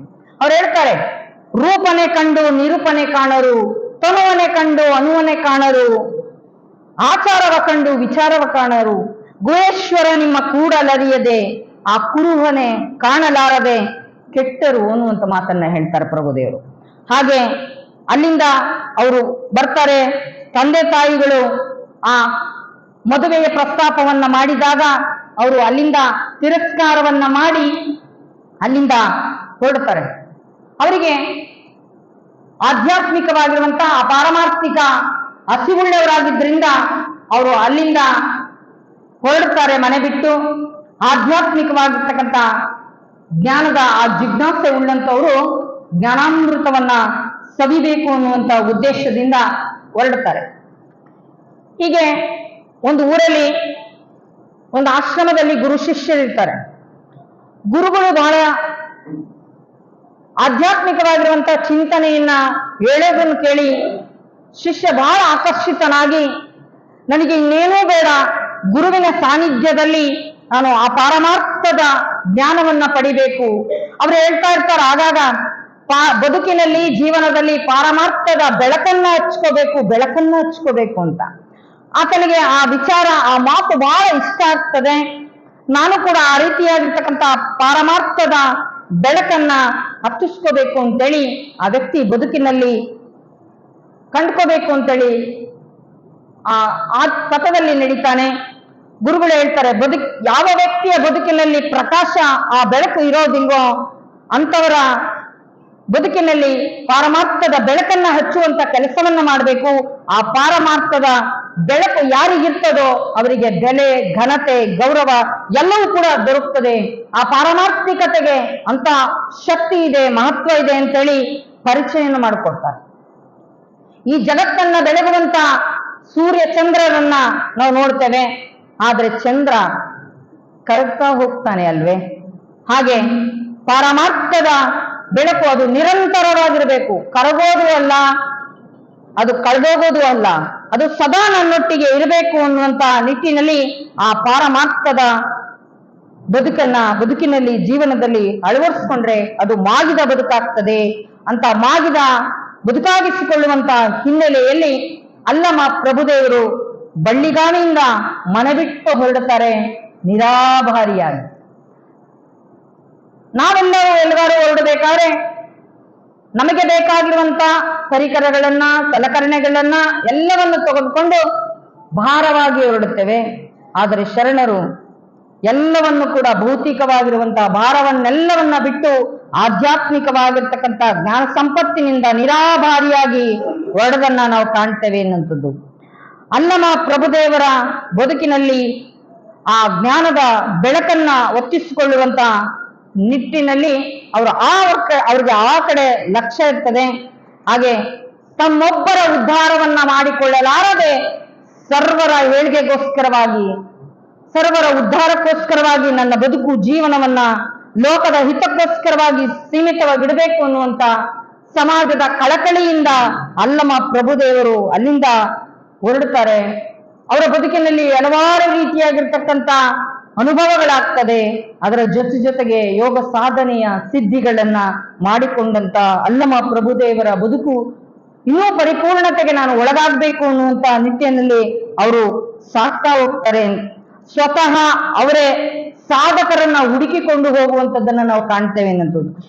ಎಲ್ಲೆಲ್ಲಿ ಸಾಧಕರಿದ್ದಾರೋ, ಎಲ್ಲೆಲ್ಲಿ ಆಧ್ಯಾತ್ಮಿಕವಾಗಿರುವಂತಹ ಜೀವಿಗಳಿದ್ದಾರೋ ಅವರಲ್ಲಿಗೆ ಹೋಗಿ ಅವರಲ್ಲಿರುವಂತ ಓರೆಕೋರೆಗಳನ್ನ ತಿದ್ದುತ್ತಾ ಅವರನ್ನ ಸಾಧನೆಯ ಹಾದಿಗೆ ಹಚ್ಚುವಂಥದ್ದು, ಅವರಿಗೆ ಹಲವಾರು ರೀತಿಯಾಗಿರ್ತಕ್ಕಂಥ ಪ್ರೋತ್ಸಾಹವನ್ನ ಪ್ರಶಂಸೆಯನ್ನ ಮಾಡ್ತಾ ಮಾರ್ಗದರ್ಶನವನ್ನ ಮಾಡ್ತಾ ಅವರು ಲಿಂಗವಂತ ಧರ್ಮದ ಪರಿಚಯವನ್ನು ಮಾಡಿಕೊಡ್ತಾ ಜಂಗಮತ್ವದ ನಿಲುವಿಗೆ ಅವ್ರನ್ನ ಕೊಂಡೊಯ್ಯುವಂತ ಕೆಲಸವನ್ನ ಮಾಡ್ತಾರೆ ಅಲ್ಲಮ ಪ್ರಭುದೇವರು ಅನ್ನುವಂಥದ್ದು. ಹಾಗೆ ಅವರು ಪರಿಚಯವನ್ನು ಮಾಡಿಕೊಡ್ತಾರೆ. ಪ್ರತಿಯೊಬ್ಬರಿಗೂ ಕೂಡ ಹಲವಾರು ರೀತಿಯಾಗಿರುವಂತ ಅನುಭವಗಳನ್ನ ಪಡೆದಂತ ಪ್ರಭುದೇವರು ಹಾದಿಯಲ್ಲಿ ಬರುವಾಗ ಹಲವಾರು ಜನರನ್ನ ಸ್ಪಂದಿಸ್ತಾರೆ. ಒಂದೊಂದು ರೀತಿಯಾಗಿರುವಂತಹ ಜನಗಳು ಇರೋದಿಲ್ಲ. ಒಬ್ಬೊಬ್ಬರ ಮನಸ್ಥಿತಿ ಪರಿಸ್ಥಿತಿ ಬೇರೆ ಬೇರೆ ಆಗಿದ್ರಿಂದ ಅಲ್ಲಿ ಹಲವಾರು ಜನ ಆಸೆ ಆಮಿಷಕ್ಕೊಳಗಾಗಿರುವಂತ ನಿಜವಾದ ಸಂಪತ್ತನ್ನ ಯಾವುದು ಅನ್ನುವಂಥದ್ದನ್ನ ಪರಿಚಯ ಇರಲಾರದೆ ಇರುವಂತವ್ರಿಗೆ ಅವರು ಯಾವುದು ನಿಜವಾಗಿರ್ತಕ್ಕಂಥ ಸಂಪತ್ತು, ಯಾವುದು ನಿನಗೆ ನಿಜವಾಗಿರ್ತಕ್ಕಂಥ ಜ್ಞಾನ, ಯಾವುದನ್ನ ನೀನು ಪಡ್ಕೋಬೇಕು ಅನ್ನುವಂಥದ್ದನ್ನ ಅಲ್ಲಮ ಪ್ರಭುದೇವರು ಪರಿಚಯ ಮಾಡಿಕೊಡ್ತಾರೆ. ಭೂಮಿ ನಿನ್ನದಲ್ಲ, ಹೇಮ ನಿನ್ನದಲ್ಲ, ಕಾಮಿನಿ ನಿನ್ನವಳಲ್ಲ, ಇವು ಜಗಕ್ಕಿಕ್ಕಿದ ವಿಧಿ. ನಿನ್ನೊಡವೆ ಎಂಬುದು ಅದು ಜ್ಞಾನರತ್ನ. ಅಂತಸ್ಥ ಜ್ಞಾನರತ್ನವ ಎಡಗೊಡವೆ ನೀನು ಅಲಂಕರಿಸಿದೆ, ಆದರೆ ನಿನಗಿಂತ ಸಿರಿವಂತ ಇಲ್ಲ ಅನ್ನುವಂತ ಮಾತನ್ನ ಹೇಳ್ತಾರೆ. ನೀನು ಯಾವುದನ್ನ ನೀನು ಪಡ್ಕೋಬೇಕು, ಅಶಾಶ್ವತವಾಗಿದ್ದನ್ನೇ ಹಿಡ್ಕೊಂಡು ನಿನ್ನ ಬದುಕು ಜೀವನವನ್ನ ಹುಟ್ಟಿ ಹಾಗೆ ಸತ್ತು ಹೋಗೋದಲ್ಲ, ನಿನ್ನ ಬದುಕು ಜೀವನವನ್ನ ಸಾರ್ಥಕ ಮಾಡ್ಕೋಬೇಕು ಅಂತ ಮೌಲ್ಯಯುತವಾಗಿರ್ತಕ್ಕಂಥ ಬದುಕನ್ನ ಬದುಕಬೇಕು ಅಂತ ಜ್ಞಾನರತ್ನದನ್ನ ನಿನ್ನ ಸಂಪಾದನೆಯನ್ನು ಮಾಡ್ಬೇಕು, ಅದು ಶಾಶ್ವತವಾಗಿರ್ತಕ್ಕಂಥದ್ದು ಅಂತ ಜ್ಞಾನದ ಬೆಳಕನ್ನ ಹರಿಸ್ತಾ ಪ್ರಭುದೇವರು ಕತ್ತಲೆಯನ್ನ, ಅಜ್ಞಾನದ ಕತ್ತಲೆಯನ್ನ ಕಳೆದು ಸುಜ್ಞಾನದ ಬೆಳಕನ್ನ ಹರಿಸುವಂತ ಸಾಕಾರ ಮೂರ್ತಿಯಾಗಿ ಹಳ್ಳಿಗೆ ಏಕರಾತ್ರಿ, ಪಟ್ಟಣಕ್ಕೆ ಪಂಚರಾತ್ರಿ ಎಂಬಂತೆ ಸಂಚಾರವನ್ನ ಮಾಡ್ತಾ ಅವರು ಒಬ್ಬ ಕೃಷಿಕನನ್ನ ಭೇಟಿಯಾಗ್ತಾರೆ. ಆ ಕೃಷಿ ಕಾಯಕವನ್ನ ಮಾಡುವಂತ ಗೊಗ್ಗಯ್ಯನನ್ನ ಪರಿಚಯನ ಮಾಡ್ಕೊಳ್ತಾರೆ. ಇವರನ್ನ ನೋಡಿದ್ರೆ ಆ ಗೊಗ್ಗಯ್ಯನಿಗೆ ಬಹಳ ಸಂತೋಷ ಆಗ್ತದೆ. ಆತನ ಮನಸ್ಸನ್ನ ತಡಿಲಾರದೆ ಶರಣು ಬುದ್ಧಿ, ತಾವು ಯಾರು ಈ ಕಡೆ ಬಂದ್ರಿ ಅಂತ ಹೇಳಿ ಕೇಳಿದಾಗ ಅಲ್ಲಮ ಪ್ರಭುದೇವರು ಹೇಳ್ತಾರೆ, ನನ್ನ ಹೆಸರು ಅಲ್ಲಮ ಅಂತೇಳಿ, ನೀನು ಹೇಗೆ ಕೃಷಿಯನ್ನ ಮಾಡ್ತಾ ಇದ್ದೀಯೋ ಹಾಗೆ ನಾನು ಒಬ್ಬ ಕೃಷಿಕನೇ. ನೀನು ಭೌತಿಕವಾಗಿರ್ತಕ್ಕಂಥ ಕೃಷಿಯನ್ನ ಮಾಡ್ತಾ ಇದ್ದೀಯಾ, ನಾನು ಆಧ್ಯಾತ್ಮಿಕವಾಗಿರ್ತಕ್ಕಂಥ ಕೃಷಿಯನ್ನ ಮಾಡಿ ಬದುಕು ಜೀವನವನ್ನ ಸಾರ್ಥಕ ಮಾಡಿಕೊಳ್ಳೋದಕ್ಕೋಸ್ಕರವಾಗಿ ಹೊರಟಿದ್ದೇನೆ ಅಂತ ಹೇಳಿದಾಗ ಗೊಗ್ಗಯ್ಯನಿಗೆ ಒಂದು ರೀತಿಯಾಗಿರುವಂತ ಕುತೂಹಲ ಆಗ್ತದೆ. ಯಾವುದು ಅದು ಬದುಕು ಜೀವನವನ್ನ ಸಾರ್ಥಕ ಮಾಡಿಕೊಳ್ಳುವಂತ ಕೃಷಿ ಅಂತೇಳಿ ಮತ್ತೆ ಮತ್ತೆ ಕೆದಕಿ ಕೇಳ್ತಾರೆ. ಅದು ಅಂತರಂಗದ ಬೇಸಾಯ ಅನ್ನುವಂತ ಮಾತುಗಳನ್ನ ಹೇಳ್ತಾರೆ. ನನಗೂ ಕೂಡ ಕಲಿಸಿ ಅಂತ ಹೇಳಿದಾಗ ಗೊಗ್ಗಯ್ಯ, ನೀನು ಬಹಿರಂಗದ ಕೃಷಿಯ ಜೊತೆಗೆ ನೀನು ಆಧ್ಯಾತ್ಮಿಕವಾಗಿರುವಂತ ಕೃಷಿಯನ್ನು ಕೂಡ ನೀನು ಮಾಡಬಹುದು ಅನ್ನುವಂತ ಮಾತುಗಳನ್ನ ಹೇಳಿದಾಗ ಆತ ಯಾವುದು ಬುದ್ಧಿ ಅಂತ ಹೇಳಿ ಕೇಳಿದಾಗ ಅಲ್ಲಮ ಪ್ರಭುದೇವರು ಹೇಳ್ತಾರೆ, ತನುವ ತೋಂಟವ ಮಾಡಿ ಮನವ ಗುದ್ದಲಿ ಮಾಡಿ ಹಗೆದು ಕಳೆದನೆಲ್ಲ ಭ್ರಾಂತಿಯ ಬೇರ ಅಂತೇಳಿ ಅಂತ ಹಗೆದು ಕಳೆದು ಅಂತ ಭ್ರಾಂತಿಯ ಬೇರನ್ನ ಹೊಡೆದು ಓಡಿಸೋದಕ್ಕೋಸ್ಕರವಾಗಿ ಅಲ್ಲಮ ಪ್ರಭುದೇವರಿಂದ ಹಲವಾರು ರೀತಿಯಾಗಿರ್ತಕ್ಕಂಥ ಜ್ಞಾನವನ್ನ ಅನುಭವವನ್ನ ಸಂಪಾದನೆಯನ್ನ ಮಾಡಿಕೊಳ್ಳೋದಕ್ಕೋಸ್ಕರವಾಗಿ ಗೊಗ್ಗಯ್ಯ ತುಂಬಾ ಕುತೂಹಲದಿಂದ ಪ್ರಭುದೇವರನ್ನ ಕೇಳ್ತಾನೆ ಅಂತ. ನಾವು ಅಲ್ಲಮ ಪ್ರಭುದೇವರ ಈ ವಚನವನ್ನ ನಾವು ನೋಡ್ತಾ ಹೋದ್ರೆ ಎಷ್ಟೊಂದು ಮಾರ್ಮಿಕವಾಗಿ, ತಾತ್ವಿಕವಾಗಿ, ಆಧ್ಯಾತ್ಮಿಕವಾಗಿರ್ತಕ್ಕಂಥ ವಚನ ಚಿಂತನೆ ಶರಣರದ್ದು ಅನ್ನುವಂಥದ್ದು. ಅವು ಯಾವತ್ತೂ ಕೂಡ ನೀನ್ ಹಿಂಗಿರಬೇಕು ಅಂತ ಯಾವತ್ತೂ ಹೇಳಿಲ್ಲ, ಎಲ್ಲ ತಮಗೆ ಹೇಳ್ಕೊಂಡ್ರು ಅನ್ನುವಂಥದ್ದು.